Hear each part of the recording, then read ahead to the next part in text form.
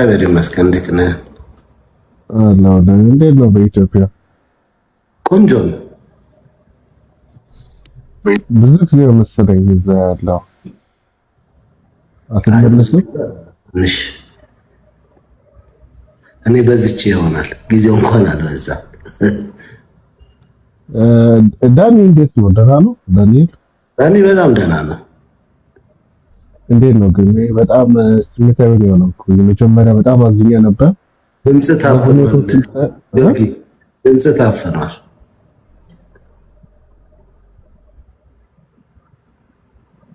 ቶጌ እንዴት ነህ? ሰላም ነው ወይ? ደህና ነሽ? አሁን ይሻላል መሰለኝ።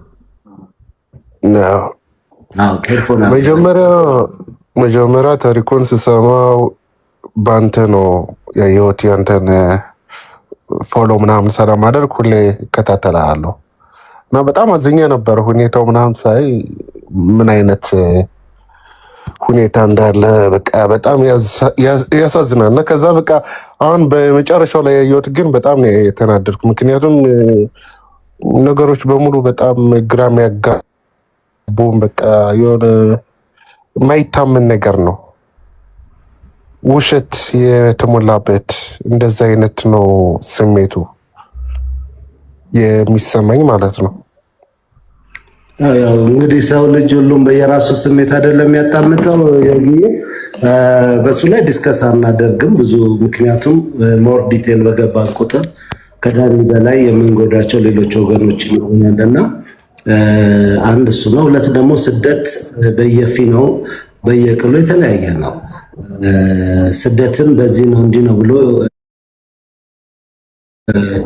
መግለጽ የማይቻልበት ታሪክ እንደሆነ አንዱ ማሳያ ነውና ወደፊት ነገሮች መልካቸውን ከያዙ በኋላ ያው እሱ ራሱ ሲፈልግ መጽሐፍ አድርጎ ሲፈልግ ሚዲያ ላይ ወጥቶ በተለያየ መንገድ ልንጠይቀው ወይ ልናወራው የምንችልበት ሁኔታ ይኖራል። አንድ ነገር ግን እዚህ ጋር የምናገረው በየትኛው መንገድ የሰው ልጅ ስደት ላይ ሲኖር አንድ ነገር ሁሌ ማሰብ ያለበት ነገ ብወድቅስ፣ ነገ የሆነ ችግር ቢያጋጥመኝስ ምንድን ነው?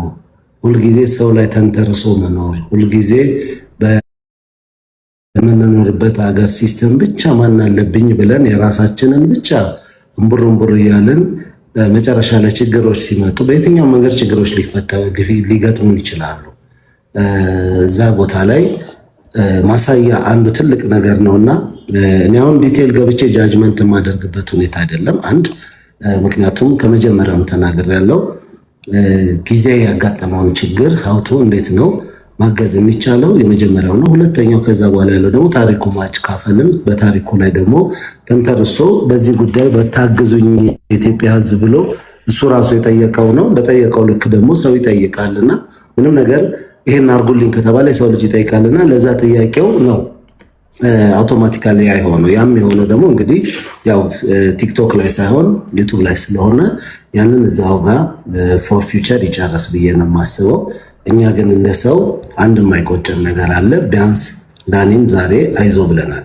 ግን ቀጣይ ብዙ እህት ወንድሞቻችን እዚህ መንገድ ላይ እንዳይወርቁ ይሄንን ነው ፍቄ። እሱ እኮ አይደለም ችግሩ፣ እሱ ጋር አይደለም። እሱ ጋር በጣም እንግባባለን።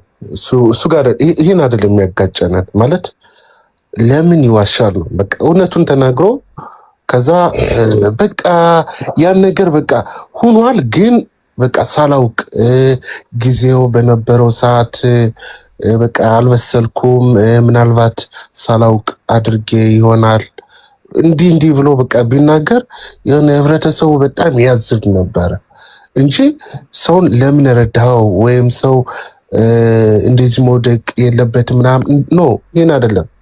ይሄን አይደለም ዋናው ፖይንቱ ማለት ነው። እሱ እኮ እዛ ጋር እኮ ዩቲዩብ ላይ እኮ ተናገረ፣ እዛ ፊት ለፊት ተናገረ። እኔንም ይቅርታ ጠይቃት ትሸሸኛለህ ብዬ ስላሰብኩኝ እንደሌላው ሰው በቃ ዋሸው ይቅርታ አለ። አሁን ይሄንን ከዛም ከወጣ በኋላ ያለው ያንን ነው። ኦልሬዲ አንድ ነገር በምን አምነው ለምሳሌ እኔ ግን በምን አምናለሁ መሰለህ? ሶሪ ይቅርታ አይቼዋለሁ ዩቲዩብ ላይ ነው ይሄንን ፕሮግራም አንተም እያለ ምናምን ላይክ ስደት ያለ ሰው ይገባዋል። አንዳንዴ ብዙ ሰው በስደት ዓለም ሲኖር ላይፉን ለመቀየር በጣም ይዋሻል። ሰው ደግሞ አንደርስታንድ ማድረግ ያለበት ያንን ብዙ ነገር የምትዋሸዋለ ጉዳት ሲደርስበት ሰው አገር ሲገባ የሆነ ነገር ተቸግሮ ሲገባ ብዙ ነገር ይዋሻል። አይደለም ውሸት አገር ቤት ተቸግሮ የገባ ሰው እዚህ ስደት ላይ ዓለም ላይ ያለ ሰው ላይክ አድቫንቴጅ ይይዛል። አድቫንቴጅ ማለት በቃ በኤኒ የሆነ ነገር የራሱን ህይወት ለመቀየር የሆነ ራሱን ለመቀየር የሆነ ነገር ማድረግ አንዴ ወደዛ ቶፒክ እንዳለ ምክንያቱም ዘግቻለሁ ያልኩኝ ሁሉ አዲስ ሰው ሲገባ በአዲስ መንገድ እየመጣ ስለሚጠይቅ እኔ ደግሞ ከሚጨንቆኝ ነገሮች ሰውን ወዲያው እንደገባ ቆይ ይሄ አይደለም ብዬ ማስቆም ስለማልፈልግ ምንም ችግር የለም። ለዛ ነው ዮጊ ዋይጂ ነው ምናምን ሲጠይቀኝ ያንን ያልኩት። አንድ ነገር የምናገረው እሱ በአደባባይ ያንን ያለበትንም ያለውንም ተናግረው ኦልሬዲ ሶሪ በሚለው ጨርሰዋል። እኛ ግን ማዘናችንን ለምሳሌ ስንቶቻችንን በዚህ ደረጃ ፍጹም በሆነ መንገድ ወይ በሆነ ነገር ላይ አንድ ነገር ተፈጠረ ሲባል ማዘናችንን ገልጸን ወዲያ በሰከንድ ውስጥ ደግሞ ሌላ ምክንያቱም በጣም ተከታታይ ስለማይ ነው እንደው ለማዘንም ቆመን ምንድነው ምክንያቱ ብለን ሳንጠይቅ ሆ ብለን ተነርተን ለመሳደብም በዛው ልክ ለመውቀስም በዛው ልክ የምንሆነው ስንቶቻችን ነን? ይሄ ሶሻል ሚዲያ በይበልጥ እያመጣብን ያለው አንድ ነገር ምንድነው የብዙዎቻችንን ሆ ብሎ የመጓዝ ሁኔታ ነው። ስለዚህ በሱ ዙሪያ ላይ ራሱ ወደ ሚዲያ ይመጣል። ለምን ዋሸ ተብሎ መጠየቅ ምክንያቱም መመለስ ስለማልችል ለምን ይሄንን አደረክ ይሄን ብታደርግ እኮ ይጠቅም ነበር እሱ ይጠቅመኛል ብሎ ሄደበት መንገድ አለ። ልክ ነው ልክ አይደለም ጃጅመንቱ እንዳለ ሊሆን ይችላል። እኔ ግን አደ ዲስከሽን ማላመጣበት ምክንያት ስላለኝ ነው። አንደኛው የሰው ልጅ ለመውቀስ ለማመስገን እንደው ለመቆጣት ምንም ለማድረግም የሰው ልጅ መቆም አለበት። ሁለት ያለበት ኮንዲሽን ምንድነው ነው በምን አይነት ሁኔታ ውስጥ ሆኖ ነበር ያንን ነገር የተናገረው ያንን ሁኔታ ይዋሽ ኤግዛክትሊ it's the condition ምንጊዜም የሰው ልጅ ኮንዲሽኑ ይወስነዋል። ያለበት የቆመበት ቦታ ነው። ብዙን እኔ እንጃ እኔ ማናችንም ጻድቅ ስንጫወት በጣም ከሚገርመኝ ነገር አንዱ ነው። በጣም ነው አብሶ በብዙ ታሪኮች ይመጣሉ በብዙ መንገድ ያልፋሉ። በጣም በቃ ውስብስብ በሚመስል ሁኔታ እኔ ፊት ለፊት ነው የምናገረው ብየዋለሁ። ለምን ዋሻኝ ለምን ተዋሻለህ ምን ውሸት ምን ለምን ተጎጁ እሱ እንደሆነ ስለማውቅ እኔ በጣም ነው የተመቸኝ። እንደዚህ በጣም ነው የተመቸኝ። እኔን ለምን እንደ ፍቄ የሚጎዳኝ ነገር ላይኖር ይችላል። ያሰጣሁት ወይ ገንዘብ ይሆናል ወይ ጊዜ ይሆናል ወይ ምናምን ይሆናል። እንደ ሰው ፔናይስ ህመሙ ሊሰማኝ ይችላል። ከዛ በኋላ ግን ደግሞ ቆም የማስበው አንድ ነገር አለ። በምን አይነት ኮንዲሽን ነበረ እያንዳንዳችን የምንናገርበት ሁኔታ የሆነ ነገር የምንልበት ኮንዲሽን ምንድነው? በጣም በብዙዎቻችን ላይ ነው ያለው። እኔ ብዙ ህይወትን አይቻለሁ እግዚአብሔር ይመስገን። ከልጅነት ጀምሮ ህይወትን አይቻለሁ። ማጣት ማግኘት የተለያዩ ነገሮችን አንዳንዴ ያለ ፍላጎታችሁ የምትገኙበት ቦታ ሊኖር ይችላል። እግዚአብሔር ከዛ ይጠብቃችሁ። እነሱ አይነት ሁኔታ ላይ ደግሞ ሰው ሲገኝ ቆመን ማሰብ ከዚህ ህይወት ቢወጣ እኮ ይሄን ልጅ ባለበት ኮንዲሽን ትተነው ደግሞ የሆነ ነገር ይሁን ቢባል ከዛ የከፋ ነገር ውስጥ ቢሆን እንደ ሰው እንደ ማህበረሰብ የምናስበው ነገር አለና ይሄንን ቶፒክ አድርጌ የማልይዘው እኛ ቤት አልነበረኝም። ምን እንደነት በነፃነት ከሚያወሩት ሰው ነኝ። ሪካርድ ቁጭ ብለው ያደረጉ ይሄንን ባስተርጓሚ እየሰጡ ለዚህ ልጅም ለሌሎች እህት ወንድሞች ስደት ላይ ላሉ ይሄው እንደዚህ እኮ እንዳለው እኮ እኛ እኮ የምንለው እውነት ነው። ሰው እኮ ኬዝ የሚሰራው በውሸት ላይ ተመርኩዞ ነው እንዲህ ነው እየተባለ ከዚህ በፊት ብዙዎቻችን ተሰቃይተንበታል። የዳኒ መጀመሪያ አይደለም የመጨረሻም አይደለም። ሌሎቹ ጋር እንዲሄድ አልፈልግም። ሌሎች ወገኖቼ ላይ ነገ ከነገ ወዲያ ደግሞ ይሄው በዚህ ጉዳይ ተንቀሳቀሰ ኬዝ ብለው ሲያዝኑ መስማት አልፈልግም። በተቻለኝ አቅም እኔ አቅሜ የራሴን ቤት መቆጣጠር ስለሆነ ይሄንን ጉዳይ እናቆመው ነው የምለው። ይሄ ልጅ በቃ ከዚህ በኋላ ያነሳም ተብሎ ተትቶ ሁሉ ነገር ካለፈ በኋላ እንደ ሐሳብ በዚህ ላይ ባለሙያዎችን ጋብዘን ነገሮችን አይተን ምናልባት ሊጠቅሙንም ሊጎዱንም የሚችሉ ምንድናቸው ብለን ልንወያይ እንችላለን። ያ ማለት ግን የሰው ልጅ በምድር ላይ እከሌ ለምን ዋሸ እከሌ ለምን ሐቀኛ ሆኖ ውሸታም ተብሎ ተጠራ እከሌ እኮ ውሸታም ነበር ለምን ሐቀኛ ተባለ የሚባል ኮንክሉዥን ውስጥ ገብተን የምናደርገው አንዳች ለውጥ የለም። ዓለም እንደዛ ስለሆነች ከዛ ውጭ ግን አሁንም እንኳን አደረሳችሁ ለአዲስ ዓመት። የኢትዮጵያን ገና ወደፊት ስለመጣ ሁላችሁንም መልካም ገና እያልኩኝ ኦልሞስት ይህንን ነገር አሁን ያለበት ሁኔታ ጥሩ ነው። የህግ ባለሙያ ይዟል፣ በህግ አግባብ ጉዳዮችን ይከታተላል። ከዚህ ውጭ መረጃ ስለሌለኝ በሱ ጉዳይ ላይ ባላነሳ ለምን ጥያቄዎች ራሱ አንድ ቀን እኔም ራሱ ውጭ ነው ስትኖር የምትዋሽበት ቦታና አይነት አለ። ለማን እንደምትዋሽ መለየት አለብህ። ለምሳሌ ተራ ሰው ከሆነ ወይም አብሮኝ ከሚሰራ ባንዳረቤ ከሆነ ባሽም ችግር የለብኝም። የሆነ ተራ አብሮኝ የሚሰራ ከሆነ ማለት ነው። ግን እንደዚህ መስሪያ ቤት ሂጄ ወይም ትልቅ ቦታ ምናምን ሂጄ መረጃዎችን እንደዚህ ግራ ማጋባ ከሆነ ይሄን ራሱ ማለት ኃላፊነት መውሰድ አለብኝ። አንድ ሰው ማለት ነው ሲያጠፋ ማለት ነው ያን ሰው ኃላፊነት መውሰድ አለበት። እና የሚዋሽበትና የማትዋሽበት ነገር አለ። በሱ ውሸት የመጀመሪያውም ተጎጂ ተጠቃሚም እሱ ነው። ምናልባት ይጠቅመኛል ኃላፊነት መውሰድ አለበት እኮ አንተ አሁን ለምሳሌ ማለት ነው ለሚዋሽ ሰው ማለት ነው እንትን ማለት የለብህም። ምን ልበልህ የሆነ ማዘን የለብህም ወይም የሆነ ስሜት ማለት የሚዋሸው ሰው ማለት ነው ጥፋተኛው ሰው ማለት ነው እንትን መውሰድ አለበት ኃላፊነት። አንድ ነገር እዚህ ጋር አልገባኝ ነገር የቸገረው ሰው ግን ይዋሻል እኮ አይምሰልህ። በየትኛው መንገድ እንደሚሄድ ስለማያውቀው አይምሮም የተስተካከለ አይሆንለትም። ላይክ ይዋሻል። እኔም ስደት ላይ ነው ያለሁት። ላይክ ለምሳሌ እኔ አውስትራሊያ ነው ያለሁት። ዳዝማር አንዳንድ ሰው ይዋሻል ማለት ውሸቱ ግን ያስኬደኛል ስለሚል ነው ችግሩ ነው እንጂ ይሄ ሰውዬ ባክግራውንዱ ቢጠና ሜቢ በፊት የማይዋሽ ሰው ሊሆን ይችላል። ግን ምንድነው የኛ ሪስፖንሲቢሊቲ መሆን የሚገባው ምንድን መሰለህ? እንረዳውና አየህ አንዳንድ ሰው ላይክ ህይወቱ ሲበላሽ እኮ የሆነ ታይም ላይ ላይክ ጥሩ ፖዚሽን ላይ ሲደርስ ያ ፕሬዚዳንት እንኳን ቢሆን በፊት እኮ ዋሽተሃል ይባላል። ገብቷል? ግን እኛ ምንድነው መሰለህ እዛ እናደርሰው እስቲ ላይክ ዋይጂዬ ኧረ ቴንክ ዩ አሹያ። አንድ ነገር ልንገርህ የአሜሪካ ፕሬዚዳንት ትራምፕ በፈለገው አንደበቱ ተናግሮ ዋሽቶም የፈለገውን ብሎ ይላል እና የአካባቢው ወይም ደግሞ ማህበረሰቡ ግማሹ ስልጣን ይውረድ ይላል፣ ግማሹ ደግሞ የስ ይላል። ያ ሰው ግን ስልጣኑ ላይ እንደቀጠለ ነው። ትዕዛዝ ያዛል፣ አሁንም እያስፈጸመ ነው ያለው። this is the way ሐቁን የምነግርህ። በጣም ብዙ ሰው ላይ ታዘብኩት ትዝብት ነው። በጣም ብዙ ሰው ላይ በቃ እኔ ልክ እንደ ጲላጦስ እጃችንን ታጥበን ንጹህ ነን ብለን አሳልፈን ወደ ስቅላቱ ከሰጠን በኋላ ያ ሰው በሚደርስበት ነገር ስለዚህ ስላረገ እኮ ነው ምክንያታዊ ለመሆን የምንፈልግ። ፍቄ ግን አይደለም ሐቁን የምነግርህ አሁንም እንዳውቋም ምክንያቱም ወደ እኔ ስለመጣ ጥያቄ አንድ ነገር ልጨርስልህ። ሲሪየስ ነው የምነግርህ ይሄንን። ለምን ጥያቄው ዞሮ ዞሮ ያው አሁን ቅድም የዳኒ ስለሆነ ዘልየዋለሁ አልኩ። አሁን የጥያቄ ግን ከዋሻ አውጥተህ በቃ ማገዝም የለብህም መርዳትም የለብህም መውደቅ አለበት ነው። እኔ ደግሞ የኔ ተፈጥሮ አይደለም ይሄንን ጉዳይ በቃ ይሄ ልጅ መታገዝ ባለበት ሁኔታ ላይ አይዞ መባል ባለበት ሁኔታ ላይ ነገሩ ሕክምናም ከሆነ የሚያስፈልገው ወይም ደግሞ ድጋፍ ከሆነ የሚያስፈልገው በማጣት ውስጥ ከሆነ ይሄ ልጅ እዚህ ውስጥ የተገኘው ነገ ጧት የተሻለውን ነገር አግኝቶ የተሻለ ሰው ሊሆን ይችላል። ትናንት በነበረው ህይወቱ ወይም ዛሬ ላይ በቆመበት ጃጅመንት አድርገን ምንተው አይደለም። ያማ ከሆነ በቃ አንድ ሰው የሆነች ነገር አድርጓል አንስተን ወግረን ጥለነው እንሂድ የሚባልበት አማርኛ ከሆነ እኔ ከዛ እሱ ይፈርበት እንጂ እኛ እንደ ሰውነት እንርዳው ነው ትክክለኛው።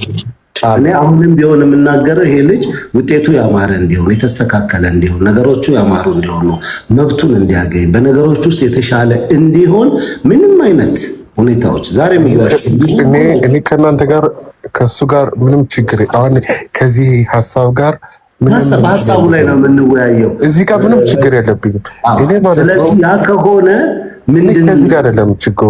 የኔ እንትሌ ግን ገባ እንትሌ ምን ቅሬታ እንዳለኝ ግን ገብተዋል ማለት ለምን ሚዲያ ላይ እናንተ ጋር አንተ ካለበት እሷ ካለችበት ለምን ይዋሻል ነው ማለት መረጃዎች እያሉ ግን ነገሮችን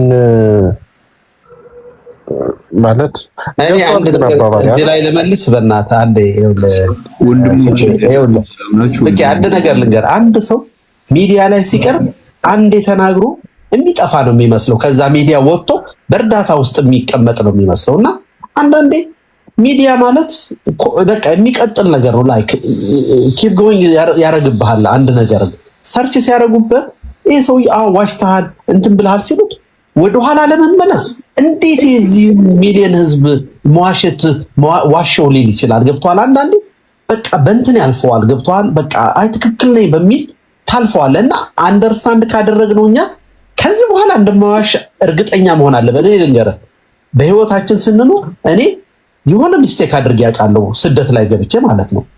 ከዛ ለምንድን ነው እኔ እንደዚህ ዋሸሁት? ለእኔ አይጠቅመኝም፣ አይጎዳኝም።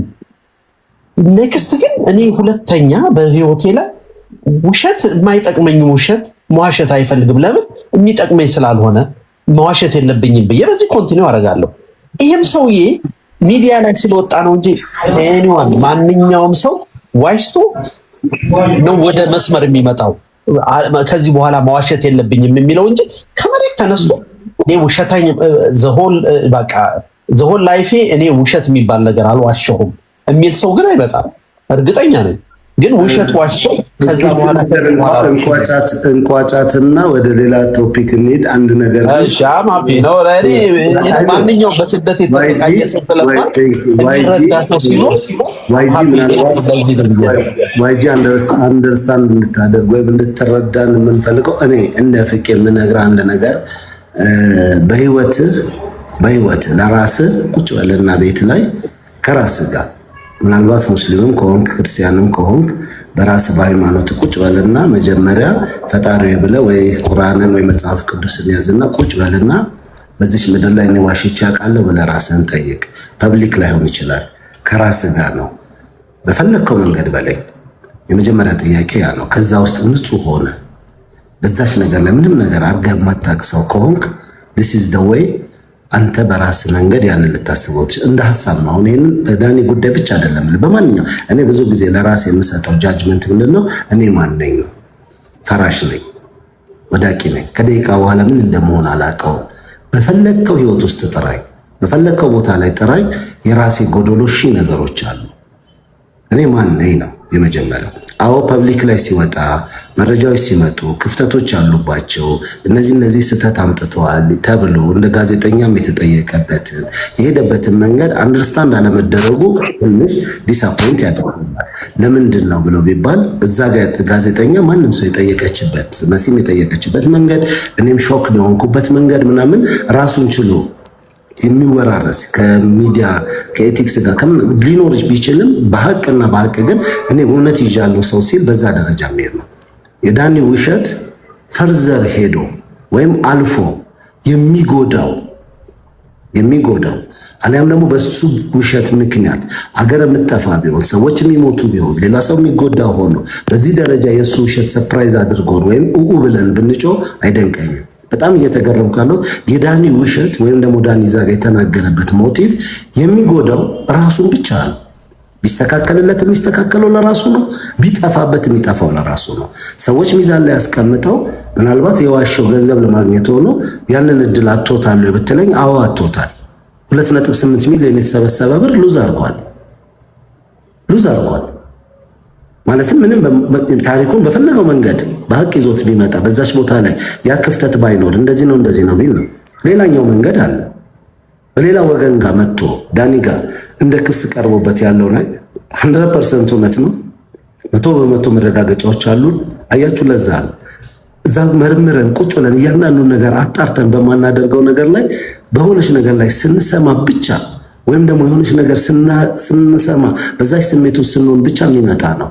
እኔ ይሄንን እንደ ቶፒክም አይደለም ሪል የሆነ የኛ ኢትዮጵያኖች ጎዶሎ ፓርታችን ብለን ከምንላቸው አንዱ ውሸት እንደማይደገም እንኳን አናውቀው። ውሸትን አንደግመው፣ ምክንያቱም ፋብሪኬት ነው። አይምሯችሁ በሆነ ሳይድ ያመነጨው ነው። ድጋሚ አምጡት ብትባሉ አታመጡትም። የፈለገ ብታጠኑት እውነት ሆኖ የኖራችሁት ነገር ደግሞ የፈለገ አርጅታችሁ እማማ ዝናሽ ላይ ሄዱና ስሟቸው። ብዙ ጊዜ የሚደንቀኝ ታሪክ ነው። የልጅነት ውበታቸው በኃይለሥላሴ ጊዜ ያደረጉት እያንዳንዱን ነገር ትዝ ብሏቸው በእርጅና ውስጥ ይመጣል። እርጅናቸው ላይ ሁሉ እድሜያቸው መጨረሻ ላይ ይመጣል። ለምን? ያላቸው ታሪክ ያ ስለሆነ ነው።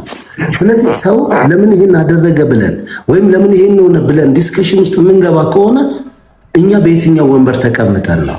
የፍርድ ወንበር ላይ ነን ያለ ነው ወይስ ያ ታሪክ በእኛ ህይወት ውስጥ አፌክት አድርጎናል እንዴ? እኛ እኮ ሚዛን በሚሰረቅበት ሀገር ላይ እኮ የምንኖር ህዝቦች ነን። ተው እንጂ ውሸት ከተባለ ስንት መሐላ ተምሎ የገዛ ነው ዕቃ ቤት ስንገባ ቅቤ የተባለ ሙዝ ተለቅልቆበት አይደለ እንደምንመጣው? የትኛውን ሀቅና እውነት ይዘን ተምረናል ብለን? ይሄኛው ግን የብዙሃኖችን ችግር ስለሚነካ ስደት ላይ ያሉ እህት ወንድሞቻችንን በታሪክ ደረጃ ሲመጣ አፌክት ስለሚያደርግ ነው ቪዲዮ የወረደበት ምክንያት፣ ነገሮቹ እንዲቀዘቅዙ ያለንበት ምክንያት እንጂ ይህንን በተመለከተ በቃ በግልጽ ነው የምነግራችሁ። እስኪ እኔ እኮ ምንም አይነት ነገር እንዴ ስልክ ይዘን እኮ መርካቶ ጋር ቆመን እኮ ደረስኩ መገናኛ ደረስኩ ምንል ሰዎች አይደለም እንዴ? እውነት ነው። አየህ በቃ ይሄ ነው። በእንደዚህ ጉዳይ ላይ የሰውን ህይወት መርዳት ነው የኛ ሬስፖንሲቢሊቲ መሆን ያለበት። ኢትዮጵያዊነት ደግሞ መረዳዳት ነው፣ መርዳት ነው። አንደኛው የተሻለ ህይወት ይኖራል፣ አንደኛው ደግሞ በውሸት ይኖራል፣ አንደኛው በደህንነት ይኖራል። ያንን አቻችለን እየኖርን ነው ህይወታችን የሚቀይረው። ሰውን እንርዳ፣ የተሻለ ሰውን ስንሆን እንርዳ። የብተዋል እኔ እግዚአብሔር ማለት እኔ በሰውን መርዳት የምፈልግበት ታይም ስለሆነ ምንም ይዋሽ ቸግሮት ነው የሚዋሸው ሰው እና ማንኛውም ደግሞ ሲቸግረው ሰው ኢቭን የሆነች ነገር ይዋሽና ራሱን ማረጋጋት ይፈልጋል። ሰው እንዲረዳው ራሱን ማጎንበስ ይፈልጋል። የማጎንበስ እንኳን እንትን የሌለው ማለት ነው። አንዳንድ ሰው የማጎንበስ እንኳን እንትን የሌለው ፍላጎት የሌለው አጎንብሶ ግን ዋሽቶ እሱ ራሱ ውሸት ነው። ገብቷ ማጎንበስ ፍላጎት የሌለው ሰው አጎንብሶ ገንዘብ ሲቀበል እሱ ራሱ ውሸት እስከሆነ ድረስ አንዳንዴ እንረዳዳና ገብቷል። አንዳንዴ በቃ ካንተ $50 ቢወጣ የማይቸግር ከሆነ መርዳት ነው በቃ ዳዝም ማረር ላይክ የዋሽ አይዋሽ ያንተን ግን አውጥታል በቃ ገብቷል። የምንረዳው ደግሞ ለማን እንደሆነ ማወቅ ነው። እሱን ቶፒክ ማለት አንድ ሰው ደግሞ እኔ ማለት ነው እኔ ለምሳሌ ውሸትና ሌብነት ተመሳሳይ ናቸው የሚል ዋይቼ ይቅርታ ዋይቼ ምን አለ መሰለህ አሁን አስጨርሰኝ አንድ ሰው ማለት ነው በዚህ ፕሮሰስ ውስጥ ስማ ያዳምጠኝ አባቴ። አሁን እንደ ለፊቄ አይነት መልካም ሰውና እንዳንተ አይነት ደግሞ ክፉ ሰው አለ። እንደዚህ አይደረግም ወዳጄ። መልካም የሚያደርጉ ሰዎች መልካም የሚያደርጉ ሰዎችን ማበረታታት ነው ያለብን። አሁን ነፊቅ የሚያደርጉትን ነገር እንጂ ጀጅ አድርገህ ሚዲያ ላይ ስቴትመንት ራሱ መስጠት አትችልም። እንደዚህ ውሸት ምናምን ብለህ ሳይሆን የወደቀን ሰውን ማንሳት ከሂውማኒቲ ፐርስፔክቲቭ እሱ ጋር እኮ አይደለም ችግሩ። ገባ አባባሌ ግን አንተ እኮ አልገባህም። እኔ እኮ እንርዳው ምናምን ከሚለው ጋር እኮ የሀሳብ ግጭት የለብኝም።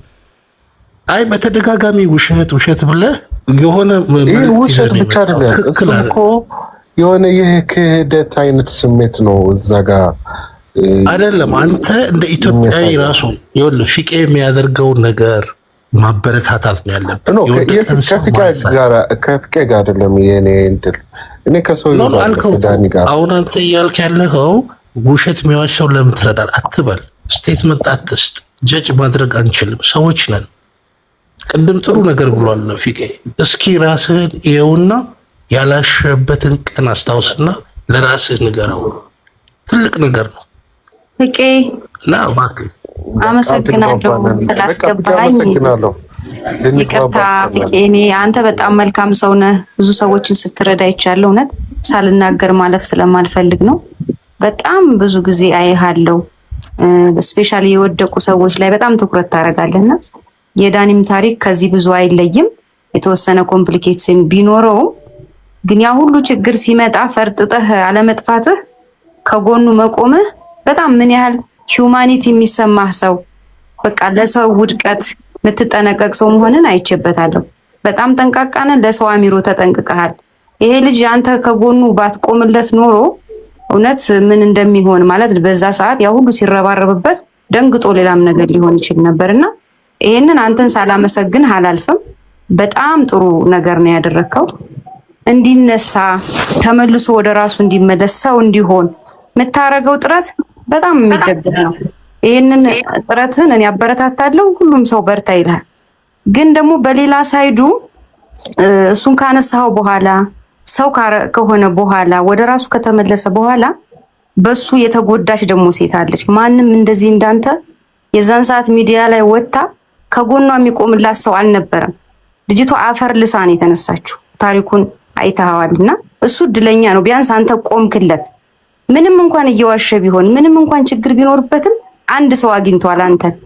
ያቺ ልጅ ግን በወቅቱ ማንም ሰው አልቆመላትም፣ ያገዛትም የለም።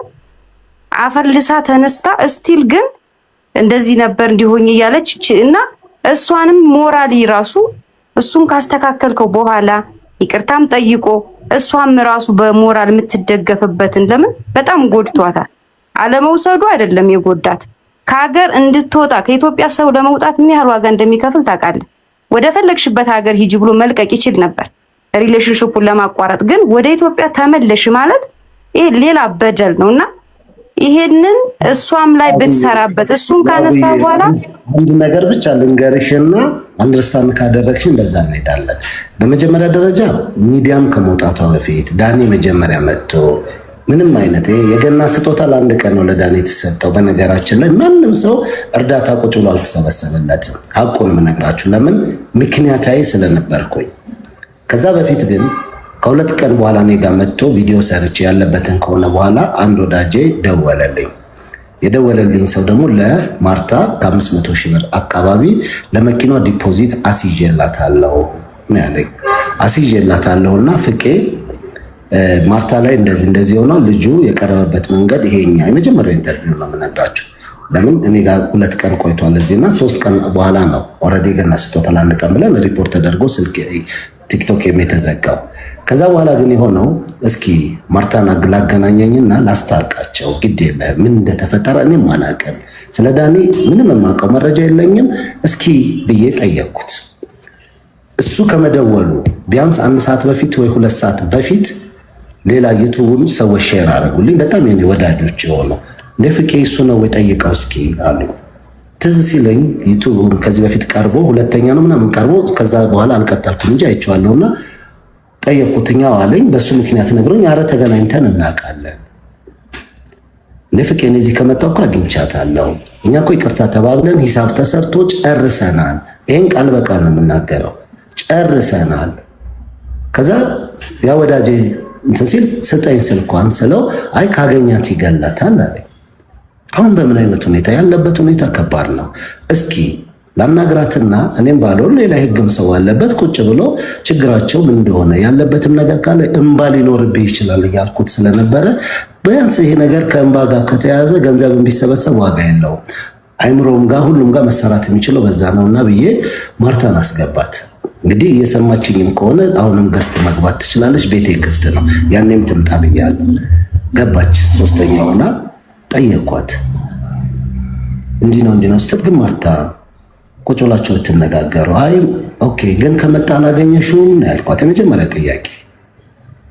አይ አግኝቼዋለሁ፣ ለ30 ደቂቃ ያክል ተገናኝተናል። ከዛ በኋላ መኪናሽን አሰራልሻለሁ ብለን በዛው ጠፋ። ኦልሞስት ቁጭ ብለው ላዋራቸው ከሚዲያውም ከምኑም አሁን ሚዲያው ላይ መውጣቱ ችግር የለው። እሷም እዛ ጋር ባለው ወገን ላይ ምንም እኔ ጋር እዚህ ጋር ሚዛን ላይ ለማድረግ ከሌን እርዳ ከሌን አትርዳ ተብዬም ረድቼ አላውቅም። ዳኒም ጋር እርዳታ ከተባለ ደግሞ ወድቆ በተገኘበት ሁኔታ ነው ማገዝም መርዳትም የሞከርኩት። ማርታም እግዚአብሔር ከክፉ ይጠብቃት ተነስታለች። ቢያንስ ብዙ ነገር ማድረግ ትችላለች። እምባዬም ነው እግዚአብሔር የሰጠኝ እምባም ነው የሚለው ቃል እስካለ ድረስ ደግሞ ለፈጣሪ ምስጋናን አቅርበሽ ደግሞ የምትታየው ነገር አለ። ቁጭ ብለው እንዲታረቁ እንዲነጋገሩ አብረው እንዲያወሩ አሁንም ነው ማወራሽ። አሁንም እምባ እስካለ ወይም ደግሞ ሀዘን እስካለ ድረስ የሰው ልጅ ቀጣይ ህይወቱ ትክክል ይቅርታም አለማለት ደግሞ ራሱን ችሎ ደግሞ ሌላ የሚያመጣው አንድምታ አለ። በጣም በአብዛኛው ኮመንትም ላይ ሲጻፋ ያለው ሁኔታዎች አያለሁኝና በጣም የሚያሳዝነኝ አንድ ነገር ምንድነው አሁንም እያለ ሰው የሚጽፈው እሷም ትረዳ ነው እንጂ ሁለቱ ይነጋገሩና በይቅርታ ነገራቸው ተፈቶ ከዛ በኋላ ስላለው ነገር ይወያዩ የሚል አንድ ኮመንት አላየው። ኤቭሪዌር ያለው ጥያቄ ነው ይዛን የጠየቁት። እሺ ምን ላድርገው? አውጥቼ ልጣለው? ድጋሚ ወደ ነበረበት ቦታ ይውጣ? ምንድነው የማደርገው? አይ እንደሱ አይደለም። እሺ ታዲያ እውነቱ ይውጣ። እውነቱን ለመውጣት ደግሞ መቼም ሁለት ወገን እኔም ልክ ነኝ የሚል ባለበት ምንም ነገር ሊመጣ አይችልም። ሁለት ወገን ልክ ነኝ የሚባልበት ሁኔታ የለም። ስለዚህ ጃጅመንትን ሳንሰጥ ፍርዱንም ሳንሰጥ ቁጭ አድርገን ግን አንቺም ጋር ይሄ ጥፋት አንተም ጋር ይሄ ጥፋት ለማለት እንኳን ሁለቱም መቀመጥና መወያየት አለባቸው። እነሱ ውስጥ እነሱ ያሳለፉትን ግንኙነት እነሱ አብረው የሄዱትን ነገር እኛ ልሄድ ነው። እነሱ ባንሶላ ስር ቁጭ ብለው ያወሩትን ታሪክ እኛ እናውቀው። አዎ ዳኒን እኔ በግልጽ በፊት ለፊትም ብየዋለሁ። አሁንም ደግሜ ነው የምለው ፕሮሚስ ቃል ምን ያክል ከባድ እንደሆነ ስለማቅ በቃል ደረጃ በዚህ ደረጃ ከሆነ ቢያንስ በአካል ተገናኝታችሁ ለወደፊት ህይወትህን እንዲያርጋኛለች እንዲያርገዋለሁ እንዲተባብለናል ይሄን ሰጥቻለሁ ምናምን የሚወራረድ ሂሳብም የለም። ምክንያቱም ዛሬ ዳኒ በነበረበት የዛን ቀን በነበረበት ሁኔታ አይደለም እዳ ሌላ ሊጠየቅ ለራሱ ምን በልቼ ልደር ብሎ የሚጨነቅ ልጅ የት ወጥቼ ነው የምገባው የሚል ልጅ ነገሮች እኮ ሲስተካከሉ ግዴታው የሆኑ ነገር ካሉ እንኳን ሂሳብ ተሰርቶ ይሄን ያክል እዳ አለበት ተብሎ ነው አይደል? ሰው ልጅ ፍርድ ቤት የሚሆን እኮ ስታገኙ ክፈሉ ነው የምትባሉት። በጅምላ የሚደረግ ነገር የለም። ነገር ግን ነፃ አይምሮ ከምንም በላይ ዋጋ አለው በሁለቱም ወገን። ስለዚህ ሁለቱ እሷ ተበድላለች ከተባለ የተበደለ ሰው ደግሞ በደሉን ቁጭ አድርጎ በዚህ መንገድ ነው ይሄ አለኝ ይሄ አለ በዚህ ሁኔታ ላይ ይስተካከልልኝ። አሁን እሱ ይሄ ካለበት በእንደዚህ አይነት ነገር ነው። ነገ ከነገ ወዲያ ነገሮች ተስተካክለው እኮ እሷ የምትለውን ገንዘብ እጁ ላይ በሚገባበት ቀላል መንገድ ይኖራል። በእዳ የታሰበ ቁጭ ብሎ የተሳሰቡት ነገር ኦልሞስት የተበላችውን እንኳን ታውቀዋለች። አሁን በጣም እያሳዘነኛል ትረዳን ምን ልዬ ኦልሬዲ አሁን እርዳታ እንኳን ከሆነ ምን ሪዝኑ ራሱ ዳኒ ስለበደላት ነውና እንርዳት ነው የምለው። እንደው ሲስተሙ ራሱ ይፈቅድልኛል? እንደው ይቻላል እንደዛ ማድረግ? አያችሁ ይሄ ነው ቢያንስ ይሄንን ያክል እች ልጅ ተበድላለች ይሄ ነገር አለ። አሁን ይሄኛው ሌላው ቃል ገብቶ ያላመጣት ሌላው ነገር ወደድንም ጠላንም ከይቅርታ ውጪ አሊያም ደግሞ ካለው ነገር ውጪ ሌላ መፍትሄ ሊኖረው አይችልም።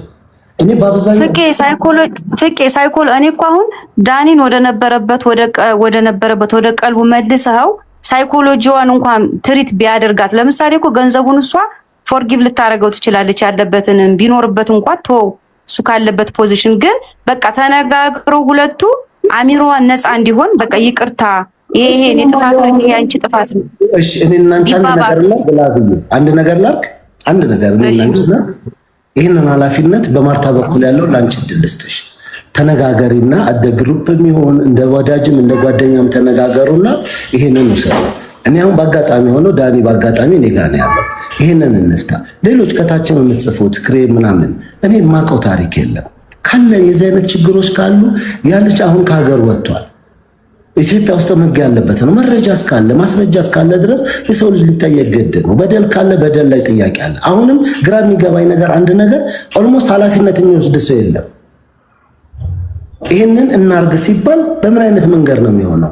አሁን እኔ እድሉን ላመቻች አልኩኝ እኮ እኔ ብቻ አይደለም። በነገራችን ላይ በጣም ደስ የሚለው ነገር ይሄንን ጉዳይ ከስደት ተመላሽ የአራስ ሰራተኞች ሰምተው ሁለቱንም እርዳታ አድርገንላቸው ስለነበረ ሁለቱን አንድ ላይ ቁጭ አድርገን ማዋራት እንፈልጋለን። በዚህ ውስጥ ኢንቮልቭ ማድረግ እንፈልጋለን። ምክንያቱም ሁለቱስ ጉዳይ በተነሳ ቁጥር ስማችን ይነሳል። የነሱ የግል ችግር ነው። ከስደት ተመላሽ እየተባሉ ነው የሚነሳውና ይሄን ጉዳይ እንፈታለን ቁጭ አድርገን ተብሏል። አያችሁ እናንተ ደግሞ በዚህኛው አሁንም ቢሆን የምናገረው እየሰማች ከሆነ ማርታ ይሄ አንዱ መፍትሄ ነው። ሄል የምታረጉበት ህመማችሁ የሚታከምበት ቁጭ ብላችሁ ተነጋግራችሁ መተማመን ነው። የውሸት ይቅርታም አይደለም። በነገራችን ላይ የውሸት ይቅርታ ህመማችሁን አያድናችሁ። ሪል የሆነው ከውስጥ የሚወጣ በመነጋገር ውስጥ በመውራት ውስጥ በዛ ነገር ላይ ሰው እንኳን ሳይገባበት ኢንቮልቭ ሳያረግበት ቁጭ ብለው ሰዎች የሚነጋገሩበት መፍትሄ ነው። አሁን በጣም ግራ እያጋባኝ ያለው ምንድነው?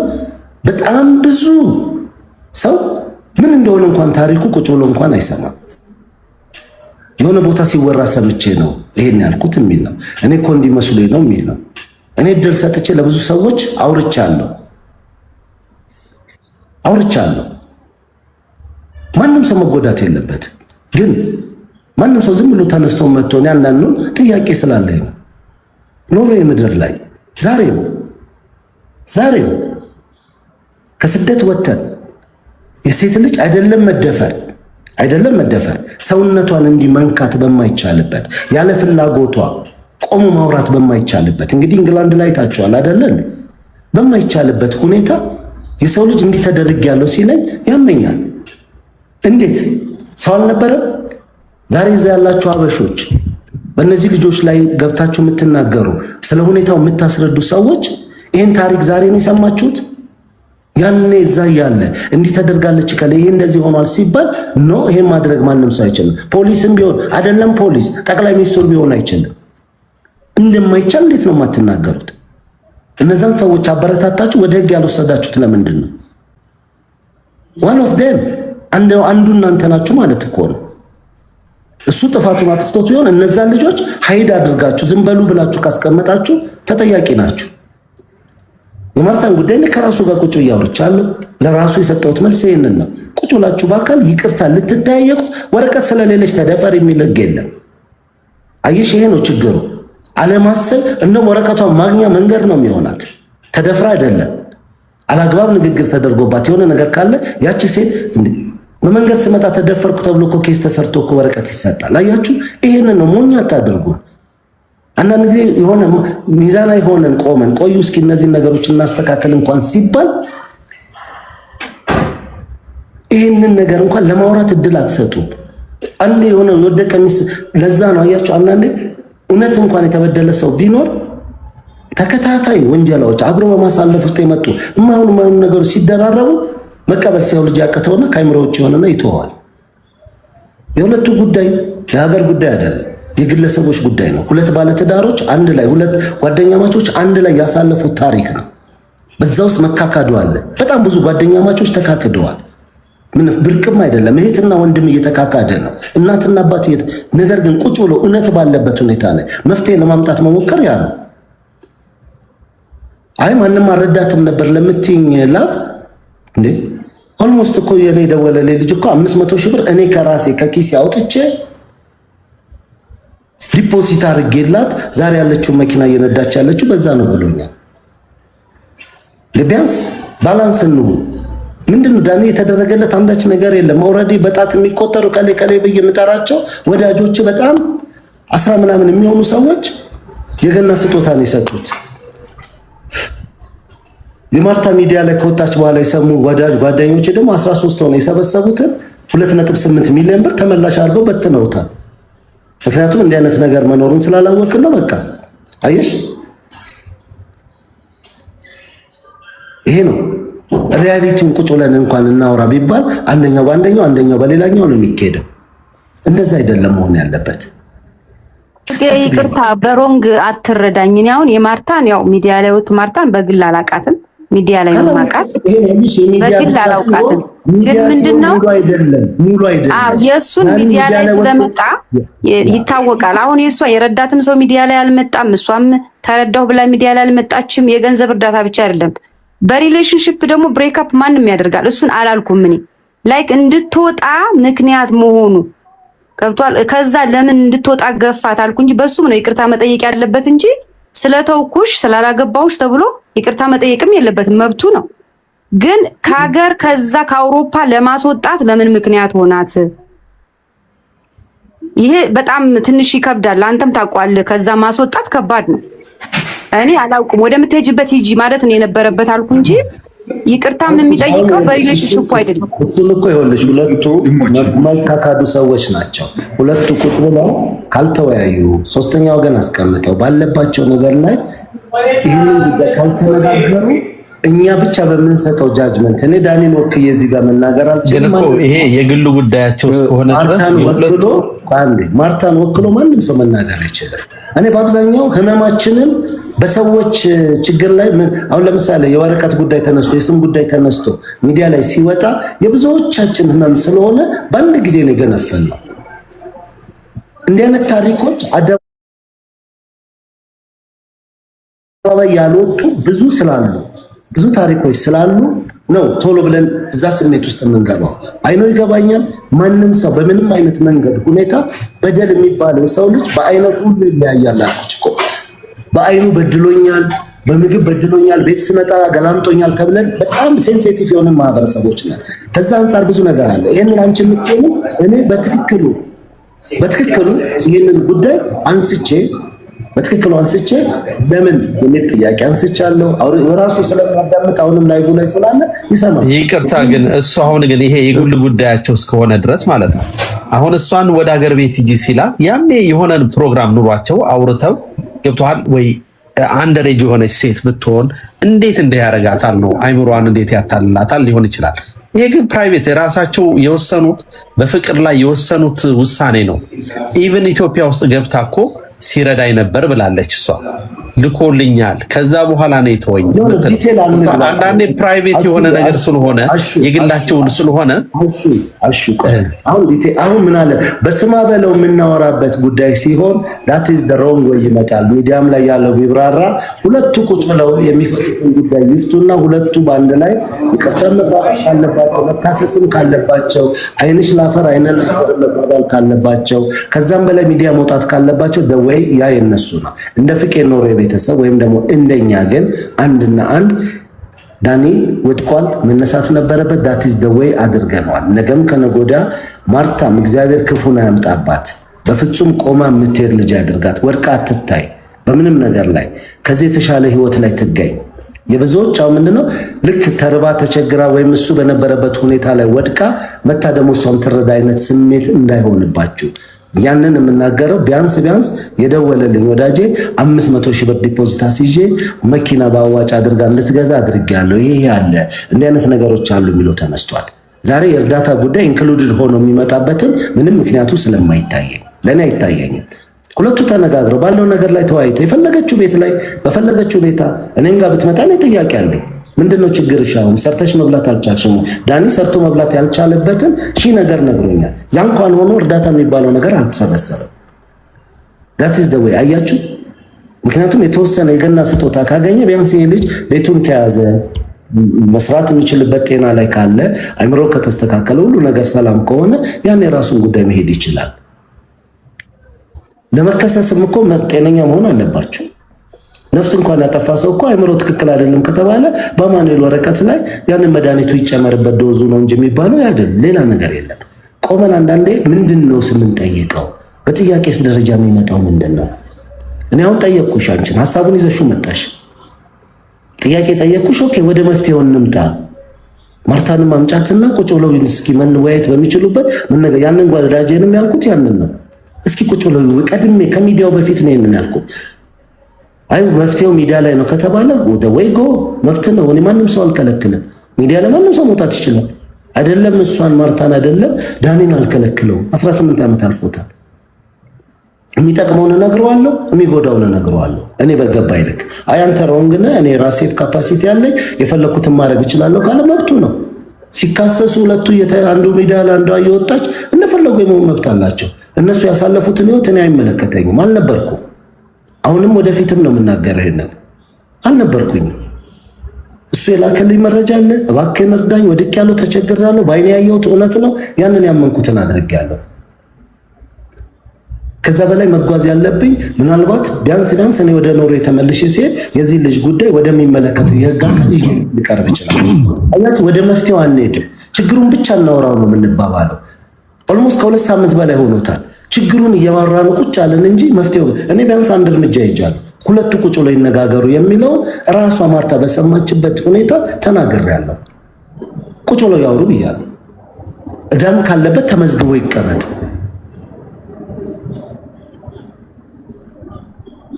ስለዚህ ሌሎቻችሁም በዚህ ነገር ላይ ችግር አለኝ የምትሉ ሰዎች የሚዲያ አክሰሱ ሞልቷል። ራሳችሁን ፊት ለፊት ይሄ ነው መረጃና ማስረጃ ሰው ነው የሚጠይቃችሁ። የኢትዮጵያ ሕዝብ በተናገራችሁት ልክ በየቃላችሁ በሴንቴንታችሁ ልክ ብዙ ነገር ያመጣል። ይጠቃማችሁ አይጉዳችሁ የምታውቁት ለእናንተ ነው። ያ መብታችሁ ነው። እኔ የዛ የእውነት አውጣጭ ምናምን ኮሚቴ ግሩፕ አልከፈትኩም። ቺኮቬራም አይደለው። በዚህ ደረጃ ሰዎች አልጋ ላይ ምን ነበር ያወራችሁት፣ ሁለታችሁ ስትተኙ ምን ነበረ ምናምን ከዛ ውስጥ አይደለሁም። ህግ እኮ ያለበት ዓለም ነው የምትኖሩት። ችግሩ ካለ ችግሩን ብቻ ነው የምታወሩት። ኦልሞስት ትንሽዬ እንኳን አንድ እርምጃ እንኳን ወደ መፍትሄ የሚኬድበት ሁኔታ እንዴት ነው ማሰብ የሚያቅተው?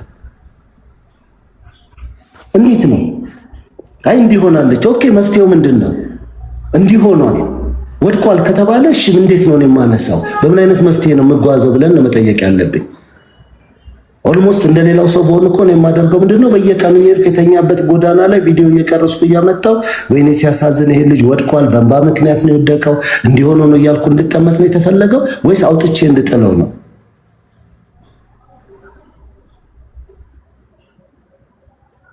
ማንም ሰው መውደቅ የለበትም። ማንም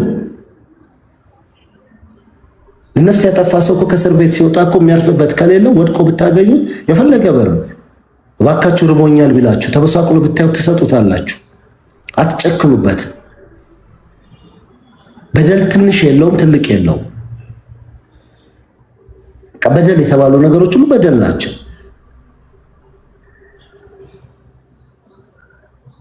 እንደ ጥያቄ እንኳን ሳነሳ የሚመልስ እሺ እንዴት ነው መፍትሄው? መጨረሻው ሁሉ ጊዜ በቃ እንዲህ ተባብለዋል እየተባለ ነው የሚቀጥለው? መፍትሄ የለውም ወይስ ሁለቱም በየፊናቸው እሱ መረጃ አለኝ ብሎ ይወጣል፣ እሷም መረጃ አለኝ ትላለች፣ ሁለቱ ይወጣሉ፣ በአንድ ላይ ይቀመጣሉ?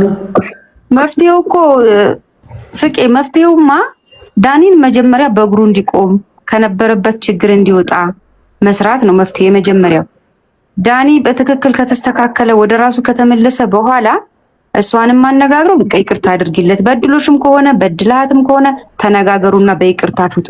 ከዛ እሷም ይቅርታ ልቧ ንጹህ ይሆናል፣ እሱም ላይፉን ይቀጥላል፣ እሷም ላይፏን ትቀጥላለች። በቃ ይሄ ቀላል መፍትሄ ነው።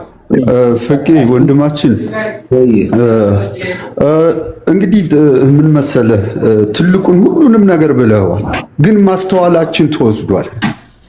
የሚገርማችሁ ሁለቱ ሰላም በነበሩ ጊዜ አልነበርን፣ ሲጣሉ ጊዜ ግን ከቻልን እና ነገሮችን ከማድረጋችን አው ተበዳድለዋል። አው ተበዳድለው ይሆናል። እኔን ማቀው ነገር የለምና አሁን ከምሰማው ነው።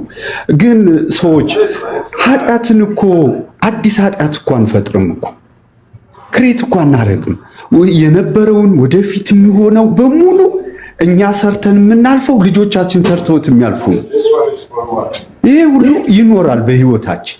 ግን ቆም ብለን እስኪ የሁለቱንም የተበዳደሉትን ነገር ትተነው እስኪ ነገሮችን ደግሞ አስበን ለማድረግ ወደፊት መሄድ እንጂ ካነሳ ነው የማይነሱን የውስጥማ አይበቃንም እንዳለው እና ማስተዋላችን ምን ወሰደብን? ረጋ ብለን ስናዳምጥ ደግሞ የሁሉንም እናዳምጥ ባካችሁ። ይሄው ብዙ ነገሮቻችን እየወጡ ያሉት ካለማዳመጣችን፣ እንደ አባቶቻችን እንደ እናቶቻችን ረጋ ያለማለታችን፣ እጃችን ላይ ብቻ አይፎን 15 16 ስላለን ብቻ እየተነሳን ስንል ሰዎችን እውነቴን ነው የምላችሁ ተበዳድለዋል። አዎ የነሱን እንትን ግን የሚገርማችሁ አንድ ሰው ውሸታም ተብሎ ሲባል በጣም ነው የሚሰብረው። አዎ ሊዋሽ ይችላል፣ ሁላችንም ዋሽተናል። ማነው እስኪ ስደት ላይ በትክክለኛ የአሳይለም ውስጥ ገብቶ በትክክለኛ ትክክል ሆኖ 1% አይሞላ ወንድሞች፣ አልፌበት አይቻለሁ። 2 አገሮችን በአሳይለም ማለት 1% ሰው አይሞላ። ያም ወይ ፖለቲካ ትክክለኛ ሰው ፖዚሽን የነበረ ነው እንጂ ሌላው በአንዳንድ ነገሮች ሊኖሩ ይችላሉ። በእምነትም በተለያየ ነገርም ተበድሎ ምን ብሎ ሁላችንም ዋሽተናል። ግን ደግሞ የምንኖርበት ዓለም ላይ እግዚአብሔር ፈቅዶ ብንዋሽም በሰላም እየኖርን ቤተሰቦቻችንን እየረዳን ነው ያለነው። አሁን ከመጠቋቆም እሷንም እግዚአብሔር እንኳን አቆማት ከማየው ከኮመንት ከምታደርጉ ሰዎች አይቼ ነው። እግዚአብሔር እንኳን አቆማት ሳትሰበር ሳትል። እሱ ደግሞ እንደዚህ ከገባ ደግሞ እስኪ እናውጣውና ነገ ተነስቶ አድርጌያለሁ ይቅርታ የሚልበት ጊዜ ሊኖረው ይችላል። ኦበዝ እንደተበላሸን አልቀረንም፣ ሁላችንም ተነስተናል። ከእንደገና ስንረዳ ደግሞ እባካችሁ አንዳንዶች ለመታየት ነው የምንረዳው። ለዛ ነው እኮ የማይሆንልን በረከት አናገኝም። በረከት ለማግኘት ተውት የሰውየውን ኃጢአት እግዚአብሔር እዛ ይይ። የኛ መሆን ያለበት ካለን ነገር ላይ ቆረስ አድርገን መስጠት ተቸግሯልና በቃ እንጂ ሁሉን ነገር ብናወጣው ብንለው የኔ ጉድፍ ስንት ያለብኝ ነው ወደ ሌላው ብጠቁም ምን ትርጉም አለውና እና ፍቅ ያለውን በሙሉ ሰምቼዋለሁ። እኔ ለመጀመሪያ ጊዜ ነው ያየሁት እና ባካችሁ እህት ወንድሞች ይቅር፣ ሁሉም ነገር እንረዳዳ። ያለውን ችግሮች ግን እንደዚህ ክፎች ሰዎች እንዲኖሩብን አንፍቀድ፣ እናውጣው፣ ይስተካከሉ። አዲስ ለሚመጡትም ከስደት ለገቡ ሰዎችም ጥሩ የተመቻቸ እንዲሆን እናድርግ፣ ክፎች ከምንሆን ማለት ነው። ይህን ነው ማለት የምፈልገው። አመሰግናለሁ ወንድም። ቴንክ ዩ። አንድ ነገር እዚህ ጋር ለሁላችሁ ጥያቄው እኔንም ጨምር ኢንክሉድድ ስለሚያካትት ማለት ነው። ስለምንኖርበት መሬት ስለምንኖርበት ቦታ ምናልባት ማስተዳደጋችን በብዙ ነገር ጫና ኖሮብን ስደት የምንወጣ ብዙዎች አለን። ምን አስተሳሰባችንን ይዘን ስንሄድ ደግሞ ያገኘነው በቃ ያለበት ኮንዲሽን የራሳችንን ግምት ሰተን ረጅም ዓመት ለኖሩ ሰዎች የመልአክ ቦታ ሰተን ወይም ደግሞ በፍራቻ ደረጃ ሸሽተን የምንኖር ብዙ ሰዎች አለን። ግን እንደ ጥያቄ የምጠይቃችሁ አንድ ሰው በደል አድርሶ ወይም ደግሞ ባልና ሚስት ውስጥ ይሆናል እስከ መገዳደል ሊደርስ ይችላል። እንግዲህ እኔ የማውቀው አንድ እውነተኛ ታሪክ 7 ዓመት ምናምን የተፈረደበት ሰው ወጥቷል ከእስር ቤት፣ ሚስቱን ገሏል፣ ከእስር ቤት ወጥቷል። ከወጣ በኋላ ይሄን ሰውዬ ነገ ፍርድ ጨርሷል። የገባበት ሁኔታ ብዙ ነገር ሊኖር ይችላል። ነገ ጠዋትና ያገኝቸው ኦስሎ ላይ ቁጭ ብዬ ወይም ጀርመን ላይ ሄጄ ወይ አሜሪካ ሄጄ ያን ሰው አግኝቸው ስላለፈው ህይወቱ እያወራሁ ቁጭ ብዬ ቡና ብጠጣ ከዛ ሰው ጋር አብራችሁ ብታዩኝ ነፍሰ ገዳይ ልታደርጉኝ ነው? እንግዲህ ፍርድ የተሰጠውን ሰው ነው። አሁን እዚህ ጋር ጥያቄ ነው የምጠይቃችሁ። እንዴት የእናንተ እዛ ቦታ ላይ ራሳችሁን ብታገኙት ምንድን ነው የምታስቡት ነው? አልያዝ እዛ ህግ ባለበት ሀገር ላይ ነው ያላችሁት። ያን ሰው ስታገኙት ሄዳችሁ ትኩስ ሻይ ደፍታችሁ ቡና አፍስሳችሁ ምራቃችሁን ተፍታችሁ አንተ ነፍሰ ገዳይ ብላችሁ ነው የምትሄዱት። መብት ያላችሁ ይመስላችኋል? ይህንን ለሁላችሁም ጠይቄ ነው መልስ እንድትሰጡኝ የምፈልገው። ለምን የምትሉኝ ያለው ወይም ደግሞ አሁን የምታወሩት ያለው አንድ ነገር ያንን ይመስለኛል። በኖርዌይ ላይ ባለው በአሳይለም ኬዝ በሉት በምናም በቃ ፍትህ መፍቱ ያ መንግስት የራሱን መንገድ ሄዶ የሄደበት ልክ አይደለም በሚል ወደ ሚዲያው የተወጣው ያንን በሁሉ ነገሮች ላይ እየተነጋገርን ነው። ቁጭ ብለን ያለ ነው እየተነጋገርን ነው። በህግ አግባብ በሚዲያም ላይ በምንም ላይ መልሱን ፎር ፊውቸር ሁላችንም የምንጠብቀው ነው። ያ ነገር ሲወጣ ግን ተበድያለሁ፣ ይህንን ልጅ በድሎኛል የምትሉ ወይም ደግሞ በዚህ መንገድ የምትሉ ብዙ ሰዎች ልትኖር ይችላላችሁ። የማርታ ግን ቀድማ ስለወጣች ሪስፔክት አድርጌም እማወራው ቀድማ በዛ ነገር ላይ ወጣ ሚዲያው ላይ ተናግራለች። ሚዲያው ላይ ተናገረችበት ወይ አለ በዛው ውስጥ ከሱ አንደበት ደግሞ ይሄን አርጋለሁ ይሄን ብልሃት ነበር ይሄ ነገር ልክ ነበር አዎ እንዲህ ነው በሚለው ስለሰማን እች ልጅ ቢያንስ ሄል ያደረገችበት ህመም የታመመችበትን ቁጭ ብለው ተነጋግረው በዚህ መንገድ ነበረ በቃ ይሄ ነገር የተፈጠረው። ምናልባት ነገ ጧት እኮ ተያይዘው አንድ ላይ ሆኖ ደግሞ በህይወታቸው የሚተጋገዙ ከኛ በላይ ሁለቱ አንድ ላይ ቁጭ ብለው የምናይበት ሁኔታ ሊፈጠር ይችላል። እሳት ጭረን እንዲበታተኑ አድርገን ምናምን ይሄድን መስሎ የዛሬ 6 ወር ደግሞ እንዴት ብለን የምንጮህበት ሌሎች ታሪኮች ስላሉ ተመሳሳይ ልንመጣ እንችላለን። በደል ካለ ችግር ካለ ማንም ሰው ጋር መበደል የለበትም። እኔ ፊታቸውን ደብቀው 40-50 መልእክት ልከው እኔ እንዳወራላቸው የሚፈልጉ ሰዎች አሉ። ማናችሁ እናንተ? በደል ካለባችሁ የእናንተን በደል የተበደላችሁት እናንተ ከሆናችሁ ኑ ፊት ለፊት ቪዲዮ ክፍቱና ውጡ። ሂዱ ፍርድ ቤት ሂዱ ክስ ቦታ። ማርታ ፊት ለፊት ወጣለች። ይነጋገሩ እነሱ በሚዲያ ያወሩ ሲፈልጉ በህግ ያወሩ ሲፈልጉ ቁጭ ብለው ደግሞ ከጠየቁን እንደ ሰው አክብረው ከሆነ የሚጠይቁ ትላልቅ ሰዎች ሌሎች ተቀምጠው ሽምግልና ሌሎች ሰዎች የሚመለከታቸውን ሰዎች ተቀምጠው ሽምግልና ተቀምጠው መፍትሄ ላይ መጥተው ሂሳባቸውን ሰርተው ከኤ እስከ ዜድ ይሄ ያለ ይሄ ክፉ ደግ የተነጋገሩትን አብሮ ያሳለፉትን ሁለቱ ማውራት ይችላሉ። ማውራት ይችላሉ። እሱን ለማድረግ አንድ ስቴፕ እስኪ ተራምጃለሁ የምትሉኝ ሰዎች ጥያቄ ነው የምጠይቃችሁ። ይሄን የመጀመሪያው ጥያቄ ሰው አንድ ሰው ፍርድ ጨርሶ የወጣ ሰው ነኝ እንኳን ማቀሰዋል ስታገኙት የሚሰማቸው አንዱ ወይ ነው። ሁለተኛ እነዚህን ሰዎች ቁጭ ብላችሁ እንድታወሩ መድረክ እናዘጋጅ። እስኪ ኑ በዚህ ነገር ላይ ቁጭ ብለን መፍትሄ እናምጣ የምትሉ ሰዎች አላችሁ። ሶስተኛ ተበድለዋል የሚባሉትን ሰዎች ወክላችሁ የምትመጡ ሰዎች ስለበደላቸው የሰማችሁት ዛሬ ነው? ዛሬ እሱ ሚዲያ ላይ ከወጣ በኋላ ነው የሰማችሁት ወይስ በፊት ነው? በፊት ከሆነ የሰማችሁት ምን ነው እስከ ዛሬ ህግ ባለበት ሀገር እነዛን ሰዎች ሰፖርት አድርጋችሁ ወደ ህግ ያልወሰዳችሁት? እናንተም የዛ ወንጀል ተባባሪ ናችሁ። አይ ዛሬ ስለወደቀ ከሰማን በኋላ ግን ምን አባቱ ያመጣል ብለን ነው የምትሉ ከሆነ በኖሬ ላይ ይሄ ልጅ ፓወር እንደሌለው እኮ ራሱ ዲፖርት ተደርጎ አሳይቷቸዋል። ማንም ሰው እዛ ቦታ ላይ ማንም የራሱ ዜጋም ቢሆን ለሚያደርስባችሁ ነገር መጠየቅ መብት እንዳላችሁ አላወቃችሁ ከሆነ ዛሬም ደግሜ የምነግራችሁ ስለ መብታችሁ ቅድሚያ ቆሙ። ከማንም ሰው በፊት እኔ ፍቄ የምቆመው ለመብቴ ነው። በዳኒ ደረጃ እንደዚህ በሌላ ሰው ላይ እንደዚህ ስናገር ሞኝ አልምሰላችሁ። ፍቄ ራሱን ጠልቶ መብቱን ሳያስከብር የሚቆም ሰው ሆኖ አይደለም።